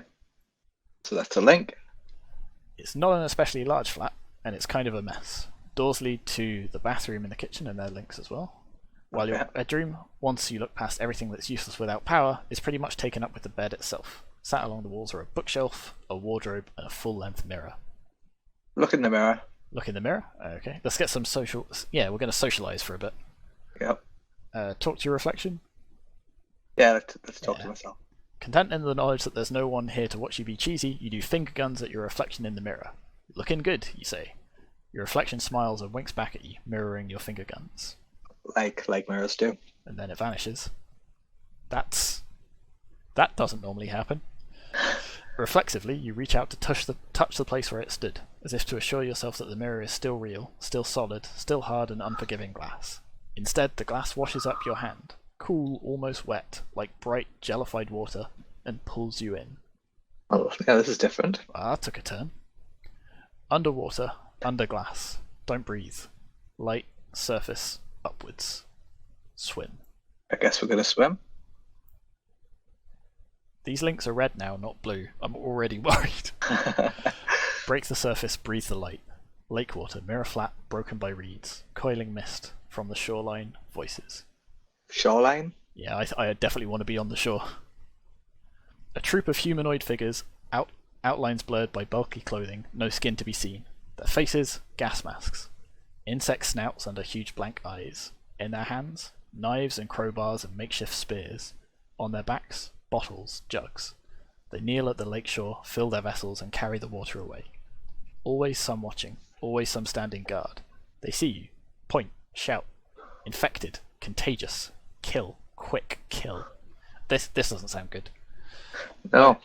Until it got to infected. This kind of felt like like the developers had or the writers had already written the story, and they were like, "How do we make this fit? Oh, just have them walk through the mirror." Yeah, and now they're in a totally new story. Put them in a mirror dimension. That's what I always do. But no, I think this is where it is still on theme. Right. Huge blank insect eyes do not listen, do not care. Spears point, knives point, crowbars pull back to swing, to strike. Can't reach you, too far away. Do we run or hide? Run. Run? I'm not very good at running, Johnny. Swim away to another shore. Mist and water silver grey. No one here. Lonely. Safe. Ahead, forest, mist, no sound, no aim. Wet, cold, shivering. Alright, let's keep walking. Through the mist, on and on and on. Trees looming silent. Wet squelch of feet in mud. Somewhere a sound. Howling, coughing, crying, wailing. Help, help, help me. Go away. We shouldn't be in this mirror anyway. Yeah, we don't trust. Through the mist, running away from the cries of a human voice. Help me. Run, run, faster, farther away. Ahead through the mist. Something shining. Mirror surface, lake surface. Is this where you came from? No, different. Another lake, another mirror. Interesting. Can we fall through somebody else's mirror? I don't like where we are, Johnny. I want to get out. I wonder if that's an essential trip. Something breaks the surface. A hand. Green gems glinting from a leather armband. A face, human, normal, staring into your soul. Besides you unseen, a figure, covered in cloth, head a faceless mask, in the hand a knife. In your chest a knife. Oh no. A blackness closes in, a sound, the shattering of glass. I think we're back. Oh yay, we're back. Are we still stabbed? That's the question. You open your eyes to find a familiar ceiling above you, though from an unfamiliar angle. You're back in your flat. Of course you are. Of course you never left, not really. Lying on the floor, surrounded by the shards of your erstwhile mirror. You can try to put it aside as a dream, a weird hallucination brought on by your lack of external stimulation, while you, apparently, punched your mirror to pieces. But the memory of fear, of pain, of your own death lingers. It's a relief to be home, even covered in shards of glass. Another link. Your flat is comfortingly familiar. Doors lead into the bathroom and the kitchen. Well, we're back here again. Do we have a look at the shards of glass? But there's a door in the wall now. Check that out. Wait, what? I didn't notice that bit. I really want to ignore the door. I don't like this. Okay, look at the glass then. Let's look at the glass. You clean away what remains of the mirror. Yeah, we've got to tidy up. We're not stress cleaning. We're just making sure we don't cut ourselves. We want to get stabbed in the chest. Yep. Okay. See, no glass. Tidy. Good. Alright. Go into the door. Alright, let's go and look at the door. That's odd. You don't remember this door at all. Your mirror had been covering this stretch of wall for quite a while, but you would have thought you'd remember covering up something like this. The wall it's set into is an outside wall. Theoretically, it should open onto a 2-story drop. It's not sealed off though, just locked. It looks like it takes a large, distinctively shaped brass key, a thing you absolutely do not have. Okay, I guess we need to find a key. Wardrobe? Yeah, check out the wardrobe. Maybe there's a key in there. See if we... Let's go to Narnia, Johnny. Let's fit ourselves in it. It's a tight fit with all your clothes in here, but you managed. The thick layer of trousers at your back actually makes for a very comfortable bit of padding. You close the door behind you and sit for a minute in darkness. It's kind of comforting, actually. A hiding space. Safety within safety. A place where the memory of cheap weapons and expressionless gas masks feels impossibly far away. See, that's nice, because I reckon if we'd have done this in a different order, we wouldn't have gotten this. Yeah, that's probably true. When you're done with your little bit of darkness meditation, okay, you're actually kind of starting to fall asleep, you try and brace yourself against the wall as you reach over to open the door again. The wall's no longer there. Neither is the door. Uh-oh. You try not to panic. I'm panicking! You stand cautiously and feel around yourself in the darkness. As far as you can feel in every direction, nothing. Even the trousers you've been using as a backrest have vanished. Slowly the world around you starts to become visible. Ooh, purple now. Utter desolation stretches around you as far as you can see until it vanishes in darkness. Below, dusty green stone. Above, darkness. The only sound is the howling of the wind, chill and just damp enough to feel clammy. You walk. Guess we walk. The desolation all around you is unbroken. You see no hills, no grass, not even a dead tree somewhere. Your footsteps stretching out into eternity behind you are the only sign of any life in this place. Keep walking. Alright, let's keep walking. How long have you been walking? It's been a long time since you could see the place where you began.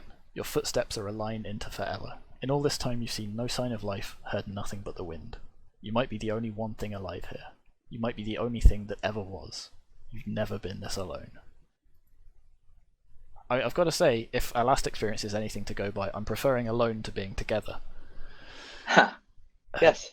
Yeah, that's true, with the faceless masks stabbing you. Yeah. In the empty eternity that stretches out all around you, you wonder, will your own voice be the last you hear? Will your own skin be the last you touch? Will your own heartbeat be the last you perceive of anything that is alive? The horizon is getting nearer. That doesn't sound like a good sign. Step by step you come closer to the edge of everything, of eternity, of forever.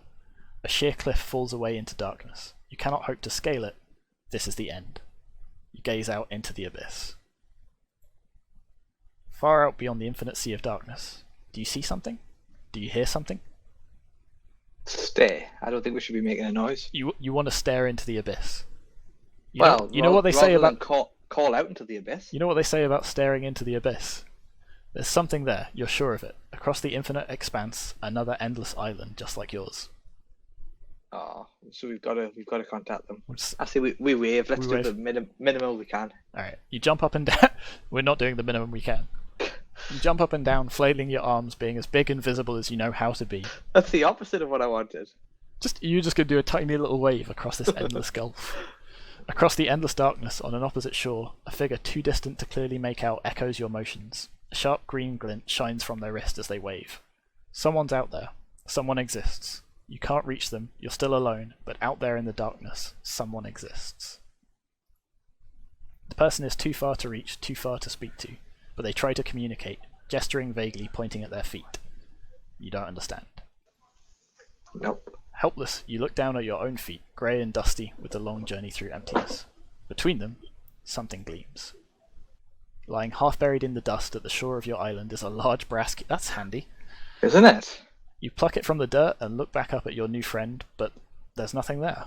There's nothing here but darkness and a bunch of trousers at your back, and the smell of fresh laundry. You're sitting here a long time and your legs are starting to cramp. You push the wardrobe open. Did you fall asleep in there after all?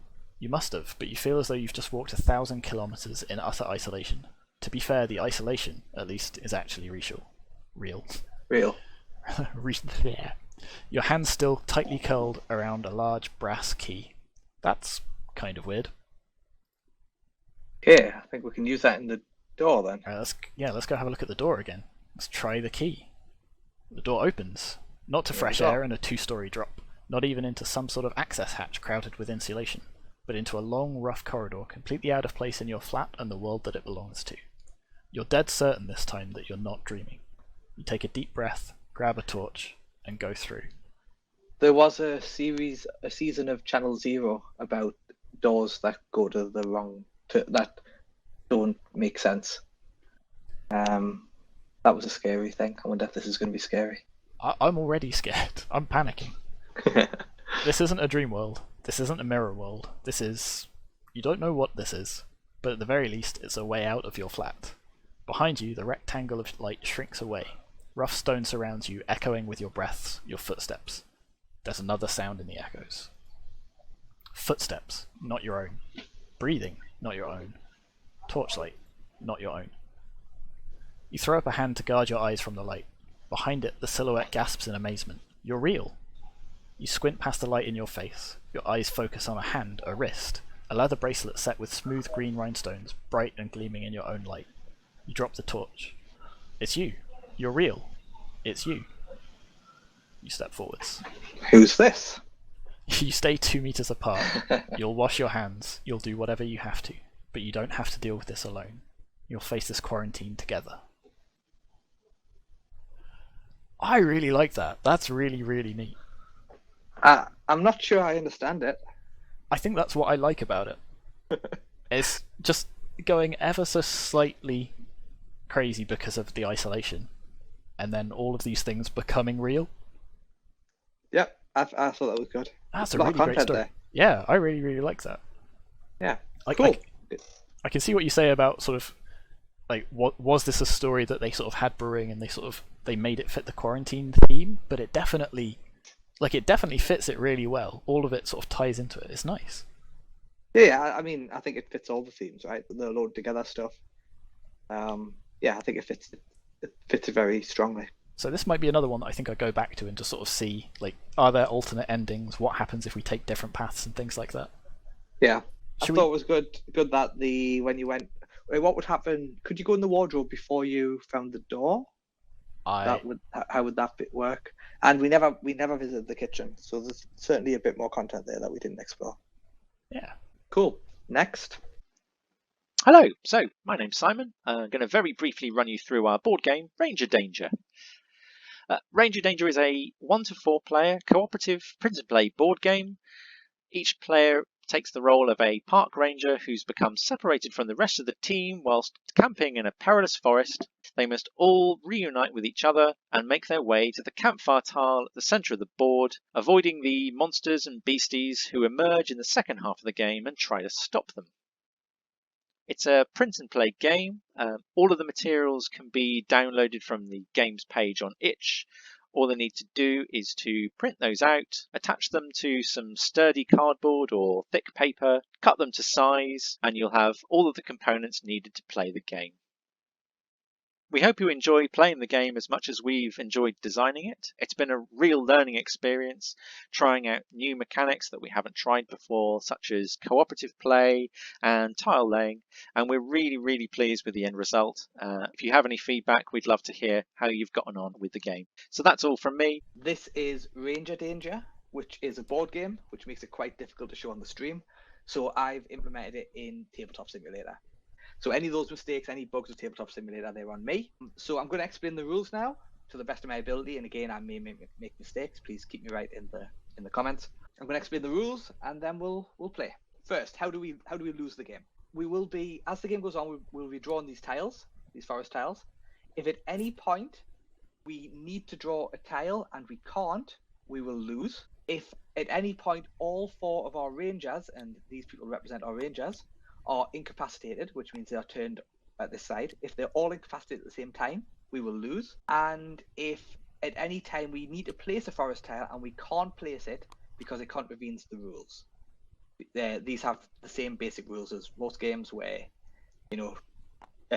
paths need to line up with paths and so on. The game's already set up. The game's in 2 phases. In the first phase, we will be building the forest. We will take turns drawing a tile and placing it on the map somewhere where it can connect. For example, I put it there, and now it's Tom's turn, and he pulls one out, and he puts it there, and that wasn't a very good move, but whatever. Gets another one out, puts it there, and so on. When we're doing this, we're also going to find these icons, which are spiders or other creatures. And when we do that, we will take one of those creatures from the monster area over here and put it... Oh, can I get a hold of that? Sorry.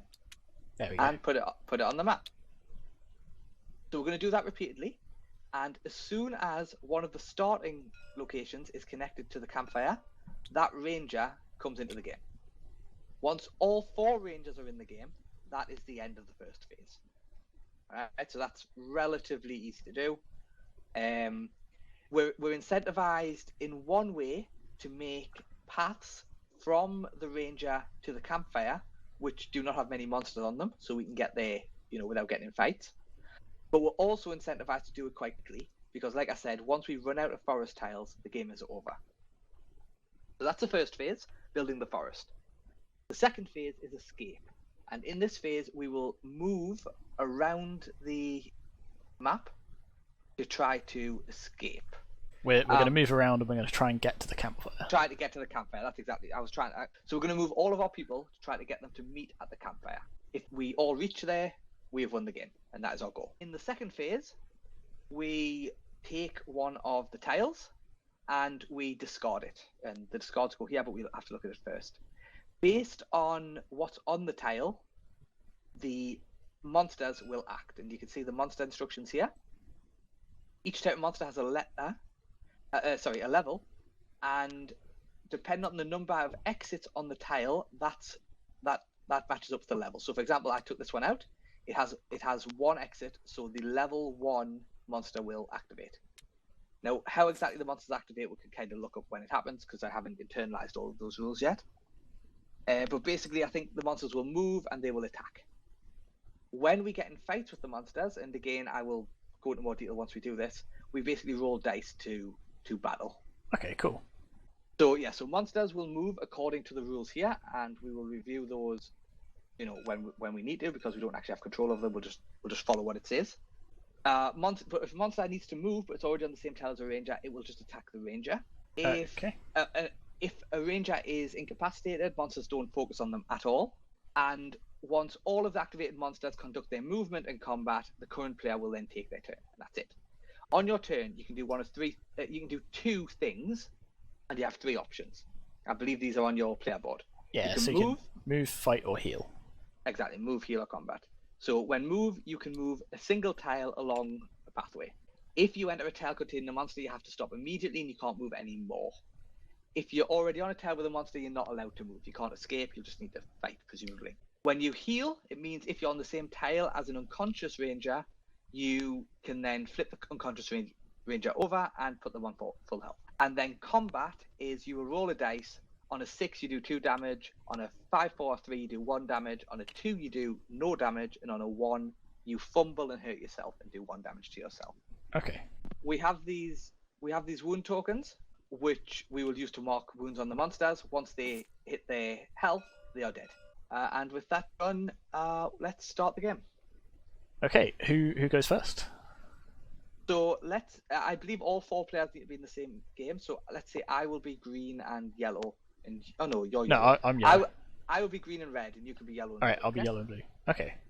I'll take the first turn, and then I'll take the second turn, and then you go third and fourth, and we'll just go round like that. So hopefully by that point I'll know what we're doing.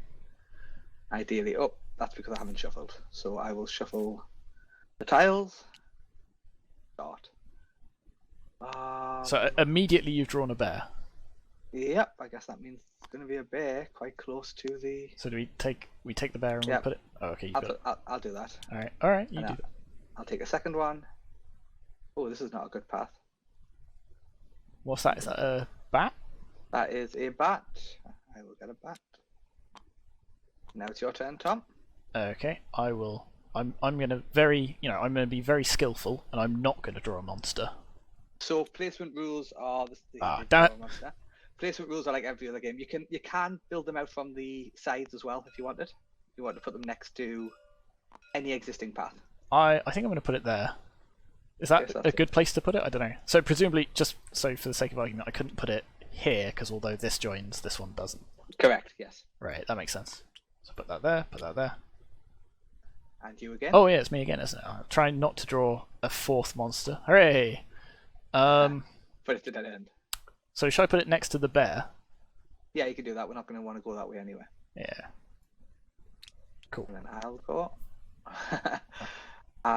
I will put it here. And then me again. Oh, there's a lot of monsters in this deck. We aren't all monsters. Are we immediately just going to lose? I guess there's been a limited amount of time to balance this. So it's possible that there's too many monsters or anything like that could be happening, yeah. So if I rotate that like that, so I could put that there, but I think I kind of want to leave that as hopefully we can use that to get... You could put it near one of the edges. Yeah, just sort of like that, I think. Maybe I'll drop that there. And then... You got a second one? Got to draw another one. So what we got? We've got this. Could put that there, but then that probably links those two a bit too much. Yeah. I suppose I could put it here like this. Looks good to me. Yeah, we'll do that. I have a spider. And I'm going to put the spider... we're going to have to fight. We're going to have a few fights, aren't we? So we're going to have to fight through all of the... Yeah, I'm hoping that blue can sort of sneak this way rather than going through all of the bees. I don't know which is worse, 2 bees or a spider. Bees are quite easy, aren't they? Yeah, I think going through the 2 bees is probably better.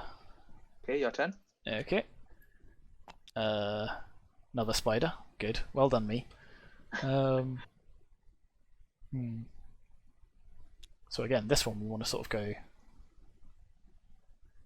I'm gonna put it there, I think.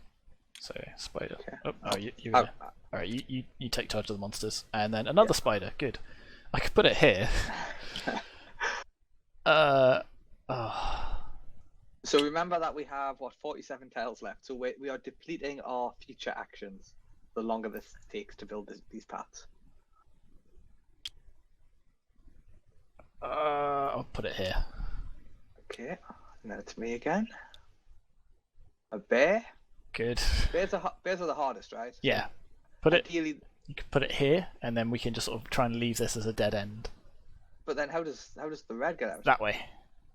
Okay, yeah, that could work. We are now on the second part of the game. Phase 2. All right. There's a lot of monsters on that map. We are never going to get through this. I do not think this is winnable. All right. But that's fine. So, on the second part of the game, let's have a look. Draw a forest tile and place it on the discard move monster. So let's do that. I will go first for no real reason, except I forgot who went last.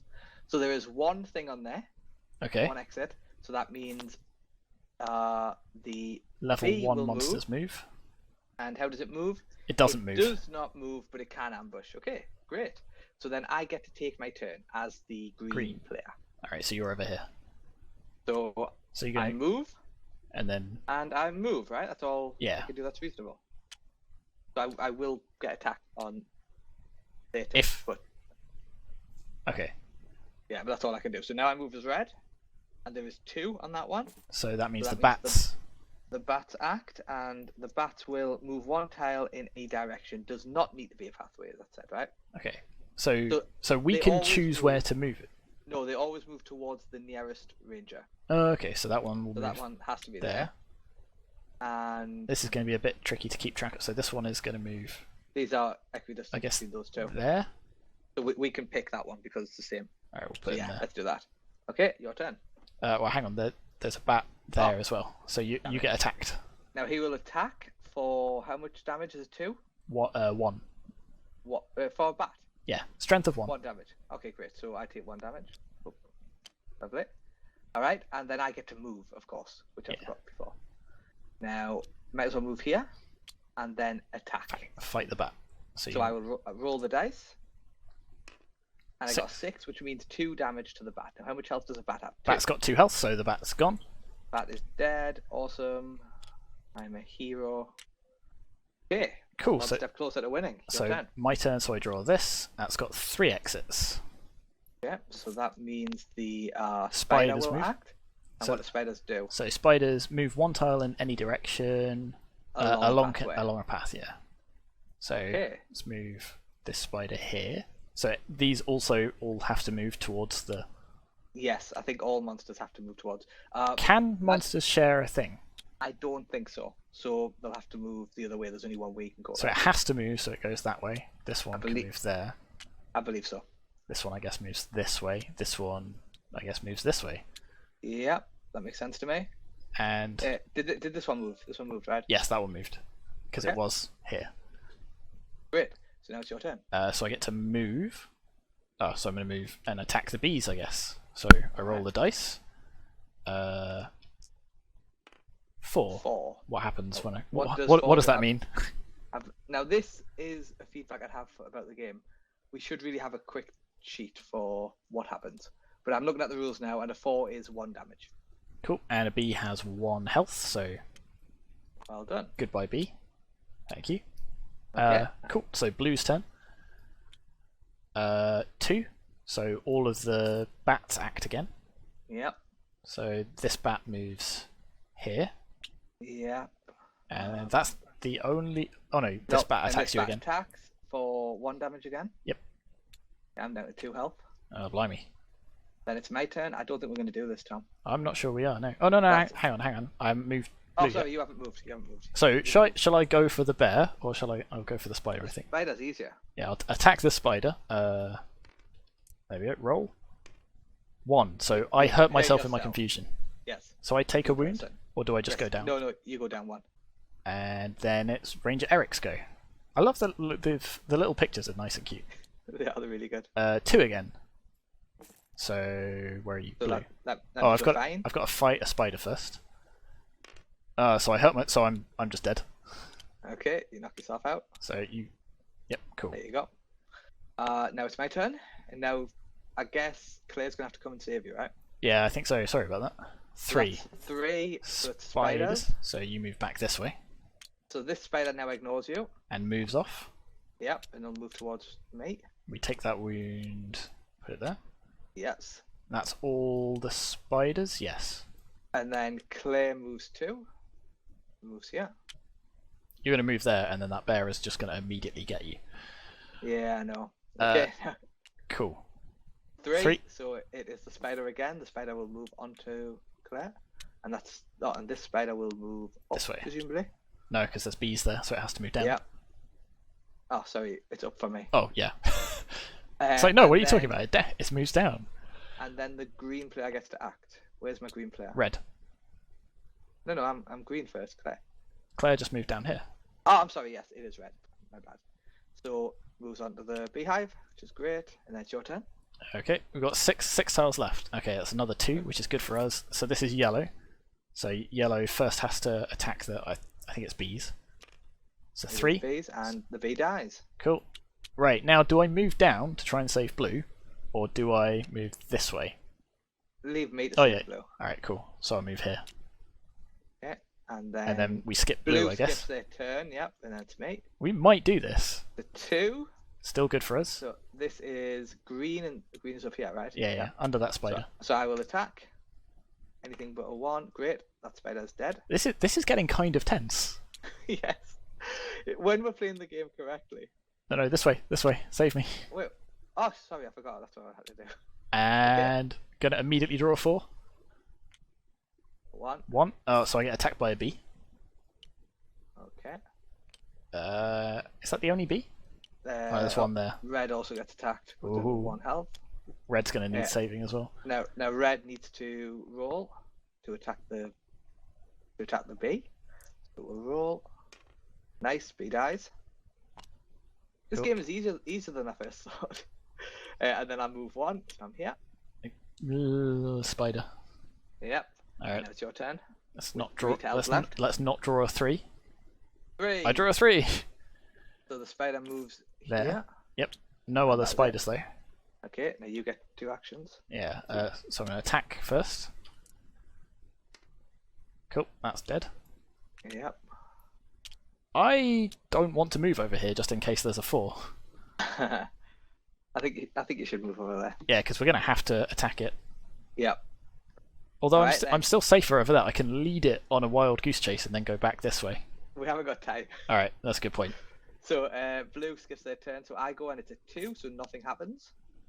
So I can move and then heal. Cool. So blue gets flipped back over. Yeah, we've only got 1 tile left though. So. Oh, we'll see how far we got.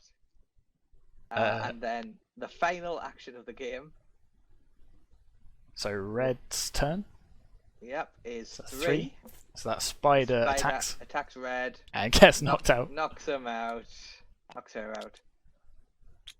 And that's it. And that's the end of the game because we have run out of forest tiles. Okay, so I think our problem was in like strategizing in the sort of first phase. Yeah. So it felt early on like it was absolutely impossible. But for a while there, I was only taking 1 action per tile. And that made a big difference. So that's probably part of it. And the other part is we spent a lot of time. I don't know. So I think right at the start of phase 1, we spent a lot of time saying, "Oh, we'll put this here, and that'll make things easier and stuff like that." But it meant in the second part of phase 1, we were really struggling to place stuff down. So, but other than that, I thought it was really fun. I'm going to play this again. I think. I thought it was very good actually. I think after this stream, we should see what it's like with 4 people as well. Yeah, we'll try it out. One thing I would change is have a reference for the dice rolls, because just having that in the rule isn't particularly useful. Yeah, just like a little sheet sort of here somewhere on the table for us, Or or on your character map. Yeah, add it to these character map. But yeah, I think that was really good actually. Well put together. It seems complete. It's entirely possible we played some of those rules wrong. So if you're watching, please Let us know. Let us know what we did wrong. Because obviously without proper rules enforcement, it's very easy to make mistakes. But yeah, I enjoyed that. Very good. Excellent. Let's move on. This is Pandemic, which is apparently a kick-ass FPS. So yeah, let's jump in and give it a look. Okay, we even got a little intro cinematic. Look at that. That's very fancy, isn't it? Like a comic book. So you can press space. I don't know if it's space to continue or space to skip. I think it's space to skip. Yeah, I'm assuming it's space to skip. Which could be clearer. I think it'd be nice if this was a little bit faster. Yes. Because that slides in really, really slow. Like, you already know what's going on long before it moves on, don't you? Sorry, they picked the wrong body to mess with. Yeah, so, wait, what is this character? I don't know. I just know he's got a lot of guns and he's going to shoot some viruses. Right. Well, I hope I've got one of him protecting me. Yeah. Maybe Is that's, that maybe this is your immune system. Yeah, I guess that's it. Alright, so space to continue. And, okay. So I did play around with this a little bit before we got started, and I didn't realise that you have to actually pull out your gun before you can start shooting things, which, now that I say it aloud, seems obvious. But here we go. So we've got our shotgun. I'm not sure that's obvious. Yeah. So most FPSs you don't have to. Pow! Look at that. Whoa. There's a lot of there's enough particle effects that it makes my screen lag slightly. There we go. Whoop. Well, go big or go home. Well, I've got bigger than that. There. So the other thing we can do is we can zoom in and get super slow motion as well. Oh, so that's not just because of the particles. Yeah. And I don't even know what this one is. Is this a BFG? It looks like a BFG. Fire it. Oh, it's a laser. Yeah. Nice. Well, that laser stays around for a while, doesn't it? It does a bit. I think I like the shotgun the best. This. So it's quite an old-fashioned sort of FPS. Yeah. So I'm gonna jump, dive. Oh, I'm stuck on a thing. Oh. There we go. But I can jump and dive and pow. Oh, that's really nice. I almost wish it did that sort of automatically when you jumped. Like if you had a couple of like crates and stuff, you could jump off and then just like be pow. Yeah, I wonder how you can do more with that slow motion thing. Is it going to something like super hot or something? So like you use it to get through really difficult areas? Yeah. I don't know if they. It looks like they don't respawn, which is a bit of a shame. Because I could. You killed them all. It looks like it. I guess I'm just that good. It'd be really cool if they just endlessly respawn, because I'd be happy just sort of going around and playing with them. Let me see. Can I? Oh, I don't know if I can quit out. I might have to stop the thing and start again. So let's just quickly do that. Okay. So we reloaded, and look, more enemies, Johnny. So, very good. So it's like super abstract, but like you say, it does kind of remind me of Superhot and games like that. So what I was thinking was just like the slow motion effect is really cute, but what does it add to the game? I guess if you had particularly complex scenes where you're trying to get between multiple enemies, maybe that's how it would work. Yeah. Did you ever play Max Payne back in the day? I don't know if Max Payne though. So it's just a sort of standard third-person shooter, but it sort of introduced the whole sort of like John Woo dive around a corner, pull out your guns, sort of blast away at them as you fly through a window kind of thing. Right.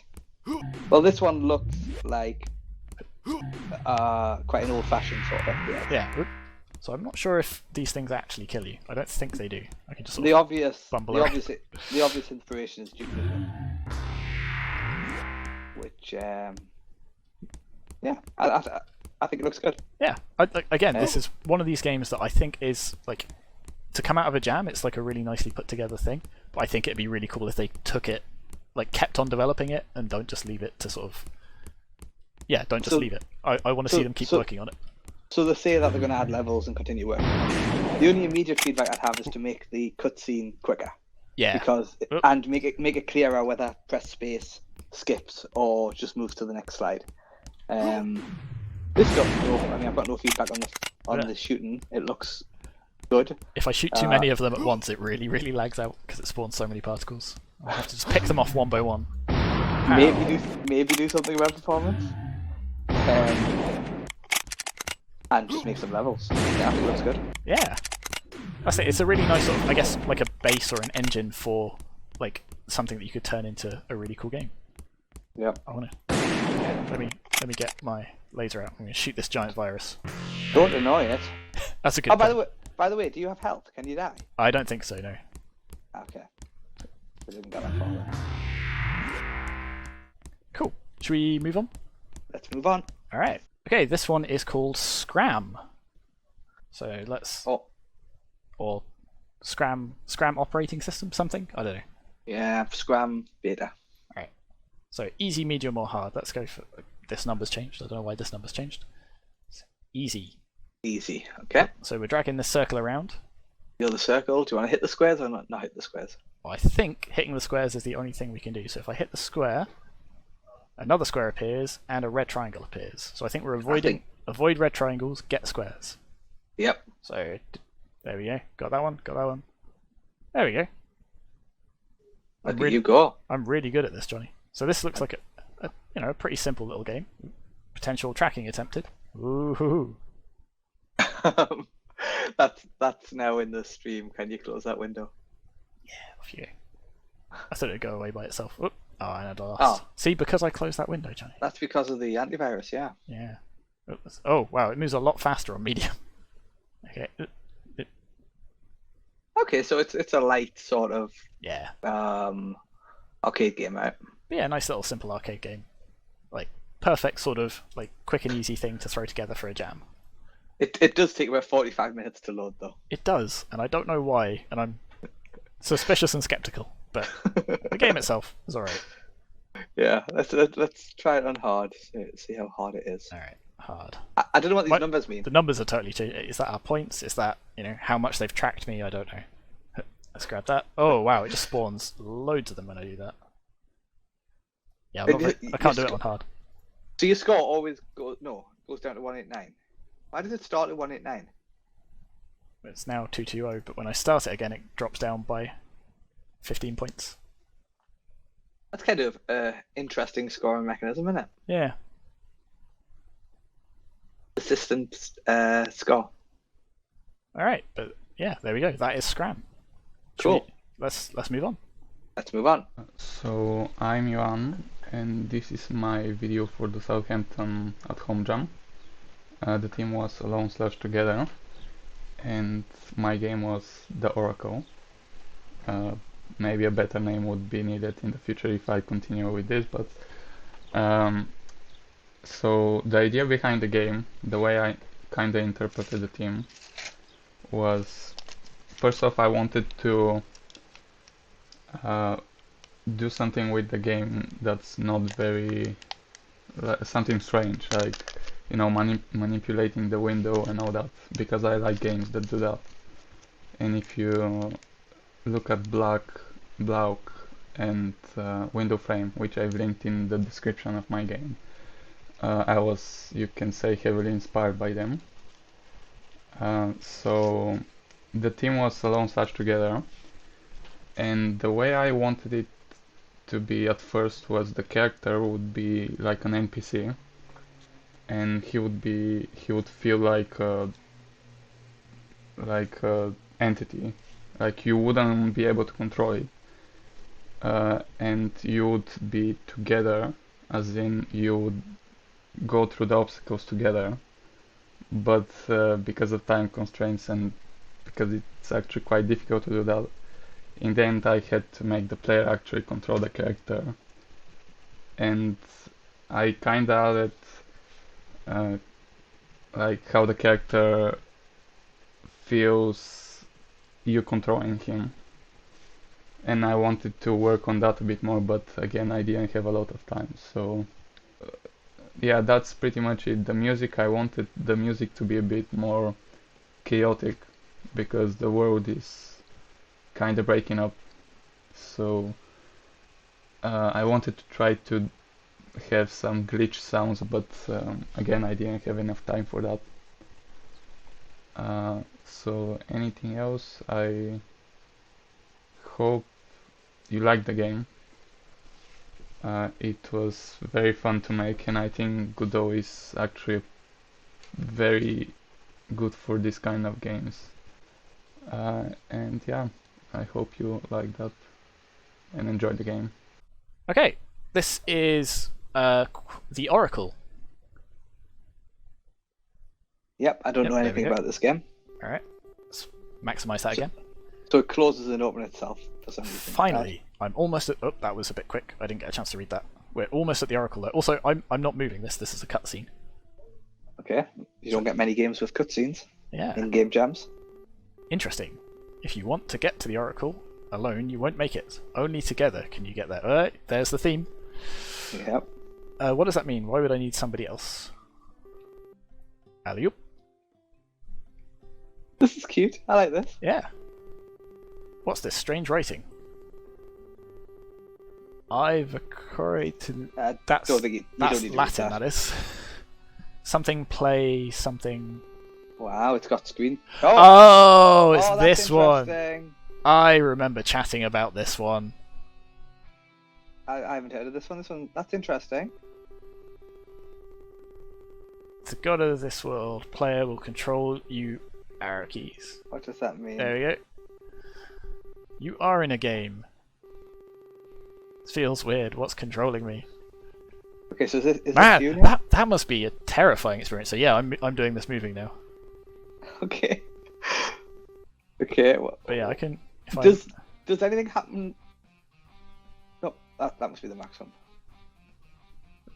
So if I Does it do anything else with the window size, or was that just a? wait and see. Can we make it? So hang on, if I bring this over here, do that, and then Oh, Nope. can't make it. oh, hang on. Hey, would you look at that?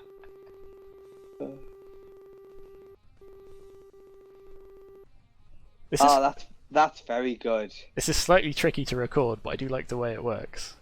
So it's like the window is Literally a window into the. yeah. So the actual thing doesn't move like you would expect. That's very clever. What is happening with the world? Oh, that's. Hang on, if I. Oh, okay. Because that's my desktop background behind it, I think. Oh, right. I see. Yeah. Is it? Yeah, Ah, yeah. it is. I've got. If you had Windows open, presumably that would be there. The windows aren't because this thing isn't, but the desktop is. I'm assuming it's screenshotted though, right? Yeah, look, there's my. Oh, this is really clever. This must have been really difficult to do. Yeah. What even is that? That's my desktop. It's lucky I've got nothing embarrassing up there, or this would be Isn't really it? awkward. Imagine if it was like personal photographs or something. I know. What even is that? It's you in a towel or something.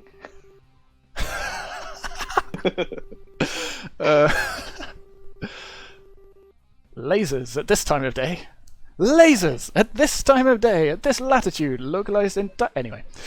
Yeah. Uh, Well, there's no way. Oh, can you like hide the laser with the window or something? Ooh. Yep. Yeah, look at that. We're well good at video games, Johnny. Yeah. Well, we know the trick now. Oh, this is really clever. Oh, this Very is really impressed. good. We're a pretty good team. How about that? You say we're. I mean, I'm doing most of the work. Yep. You're moving the window. Bit more. There we go. So, They really decided to make this game hard to stream, though. yeah, they did. I mean, we're doing all right, I think. I'm gonna have to go back and make sure that it comes out okay. But yeah. Getting closer, I should be able to help us. I have a bad feeling about this. I love that. So presumably it took a screenshot. Oh, I bet that's why it shut the window at the start. Oh, I bet you're right. It would have shut the window, took a screenshot, and then used that when it reopened the window. Oh, that's such a cool effect, though. I really like that. It is, yeah. Oh, hang on. I probably should have. Whoops. Probably should have looked down here, shouldn't I? The Oracle is dead. Oh no. Hang on. Whoop. To be Oh. continued. That was very good. That was really cool. That's so. There are other games that do that, and I think that's what they drew inspiration from. But I haven't seen other games that do that. What sort of things? I don't remember off the top of my head. I think a couple from the Global Game Jam last year did it. Right. Okay. So I've never seen that trick before. I thought it was very good. Yeah, it's really neat. So I've only seen it because I was chatting to the dev about this. Right. Okay. So hopefully they'll continue that and they can come up with some more tricks to add, because that was really nice. It's a shame your desktop is so plain. Yeah, part of the reason it's so plain is because I deliberately cleaned it up before I started streaming. Yes. Yeah. That's unfortunate, because it would have been cool to see, like your browser window or something over there. Yeah. So I don't think Yeah. I don't know. Well, yeah. I'll try it again at some other point and see. But it's just seeing like your desktop icon sort of through the holes in the game is just a really nice touch. Yes, that was very cool. I'm very impressed. All right, let's move on.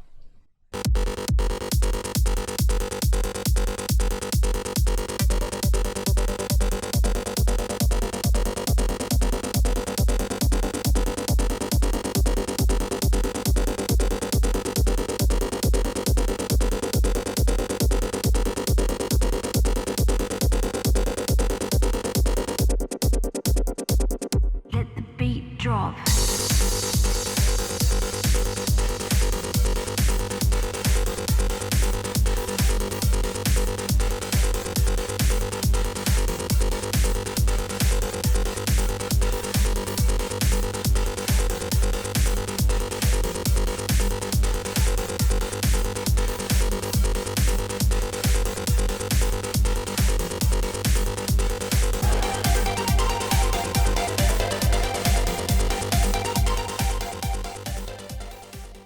This is Gestalt. It's a really, really nice title screen. Yeah, by Team Polar Bear. It's really, really well put together. Although, I'll be honest, if I didn't know it was called Gestalt because it's called Gestalt.exe, I would not have been able to read this. So we've got WSD to move, E to switch agents, left click to interact. So I guess we'll find out what all of that means when we hop in. All right. Okay. So here we So go. you are on side A here. So A, and if I press E, side B. So Okay. we've got a cube and we've got a hole. I think I can see where this is going. Can you put the cube in the hole? Yeah, so this one is glowing. This one is not glowing. What's this blue thing? Okay. I'll stand in the blue thing. I'm in the shower, Johnny. I've improved matters. Let's pick it up. So- Oh, okay, I can't pick this one up. So if I swap back here and I pick this up, do I have a hole over here? Can I So put? there's- Oh, let's put this. Put this in the shower, Put this in the shower. and then go to the other side. Oh, now that's turned off, and I can't move that anymore. But So if you go to now- the other side, can you move it Oh. there? It's teleported. Yeah, so you like transferred control or something, I guess. Okay, so if I drag this over into the hole, because the hole is also blue, that Yep. feels good. Yep, I think that's Oop, right. Oops, something's happening. It's even got really nice animations and stuff. Oh yeah, and you can't hear this, Johnny, but the music is banging. It was on the trailer. Yeah, let's go through here. Is that a door? Yep. Yeah. So another cube, another hole. Okay. Now I did quickly play this before we started streaming, and I fell in the hole, and I couldn't get out of the hole. So I'm Okay, don't gonna- go in the hole. Yeah, I'm going to avoid the hole. So if I switch, See. Can you not just put that in the hole? yeah, I just want to see what B had. So B's got nothing. So, Yep. oh, I can't. Okay. Oh? What? Oh, you push it. I can't pick it up. Okay. Hang on. If I Just stand, push it in the hole. Yeah, so okay, you push yeah, it in you a just- direction. so this one so you just just push it in the hole. I wasn't sure I if it don't- was like how it- I was sending it through to B or something. How are you meant to know whether it's a push you one or one that you can pick up? I mean, by trying it, I guess. Hmm. All right, so I put it in the hole. And Whoa, then okay, oh, loads of stuff going up. I am stuck now. I was stood. Oh, there we go. Interesting. I don't know how I did this. Can you jump? Yeah, I think I must be. Yeah, there we go. So it's a bit. Of a So if I was standing over there when these all went up, do you reckon I'd have been standing inside it, or whether I'd be standing on top of it? yeah, I don't know. So these have all got different outlines on the top. I wonder if we could have seen those on the floor before they all went. What do you mean different outlines? Just because they're yellow? Yeah. All right. Yeah, I think they turned yellow. That's after interesting. So we did it. on the first level, we put the cube into the shower thing, and then a cube into a hole, and that opened a door. But in that level, we just had to step into that ourselves. Yeah. That feels a little bit inconsistent. Like I really love the style of this game, but it's making it a bit difficult to know what I should be doing. Yeah, because So let's swap over here. I think even if you just change the colour of things, Ooh. Right. so like one was clearly like if it's blue you can pick it up, and if it's pink you can push it or something. Yeah, so I reckon this is going to be a pushy one, but I don't know where I'm meant to be pushing it to. It looks like a box pushing puzzle, doesn't it? Yeah, but where? Well, there's only one that you can actually push it directly into, so I would just start and see where it ends up. Push it left. Okay, so do that, and then and that then way. that, Yeah. and then that. Yeah, let's just do that. It's the only one that looks sensible. Yeah, but now what? What's on the other side? On B. So on the other side is a hole. Oh, yeah, push it in that hole. Well, this one can't be moved because it's off. It's moving in the same time as the other side, though, isn't it? Oh, is it? So you want to go not that way, you want to go into that wall. This wall? Yeah. Yeah, like that. Johnny, you're so smart. Look at that. I'm a clever boy. I didn't notice the other one was moving. Alright, so we've got another door again this time. Yep. So do you just go into it? I guess so. Hey, there we go. We beat the game. Well done. Nice. So that looks lovely. Like the graphics are amazing. And the whole style of it is really, really good. Yeah, like and the graphics and presentation, it's just really, really polished. I think they could do more to make it consistent, so that you know whether you're meant to push or you're meant to pick. Like, there was only one point where you could pick it up, right? Yeah. The rest of the game, it was push. Maybe I wasn't meant to pick it up. Maybe I was meant to push it in that level as well. I'm going to jump Maybe. back in. Oh, I've lost my cursor. Oh well. Oh, I can't do anything else now. I'm stuck here. But yeah, I think the idea was there was going to be more levels, but things came up. Yeah, it's standard game jam. Yeah. So I thought that was really good. I'd like to see more levels for it. Yeah, It'd be me a nice too. little puzzle. All right, let's on with the show. Yeah. Okay, that was a fantastic showcase of the games that have been submitted to the jam. Thanks for watching our stream. I think the stream was really good fun, and I really enjoyed taking part and playing everybody's games. So thank you to everybody for participating. We ended up with 15 entries and 142 ratings, and a load of discussion in the comment sections under each game and on the Discord. And for me, it's been a really nice surprise to see how engaged everybody's been with this, though we've been physically distant. Though the Southampton Game Jam isn't competitive, and we've got absolutely no money and no prizes, which is quite similar to our last physical Game Jam, we do always announce our top-rated games. The system this time was a little different because we're using the itch voting system, whereby you give each game a rating, rather than our patented Southampton Game Jam People's Choice vote. But we're going to have winners anyway, and we'll just go on who got the highest average rating. So, with no further ado, in second place, with an average score of 4.1, is the Oracle. So, well done to the developer of that. I thought there was some really neat tricks there, and I really enjoyed playing it. And in first place, with an average score of 4.5, is Journal. So, well done to me, I guess. And thanks to everyone for playing it and rating it and building up the content. We'll send out the certificates over Discord, so you can print them out and stick them on your wall or stick them on your Twitter feed or whatever. And I hope the jam's helped you to pass some of the time while in lockdown. I've enjoyed it a lot, and I'm already thinking about games I'd like to make in the future, inspired by some of the ideas that we've thrown around throughout this. After this, we'll be sending out a survey about your experiences of our first remote jam. We've tried our best to create the same community feel as our usual game jams, but we've learned a lot as we've gone along. And would love any feedback or advice that you have, so watch out for that. And with that, I think that's everything I have to say for this edition of Southampton Game Jam. Thanks again for joining in. Look after yourselves, and we hope to see you again in January. All right, thanks a lot, everyone. Bye-bye.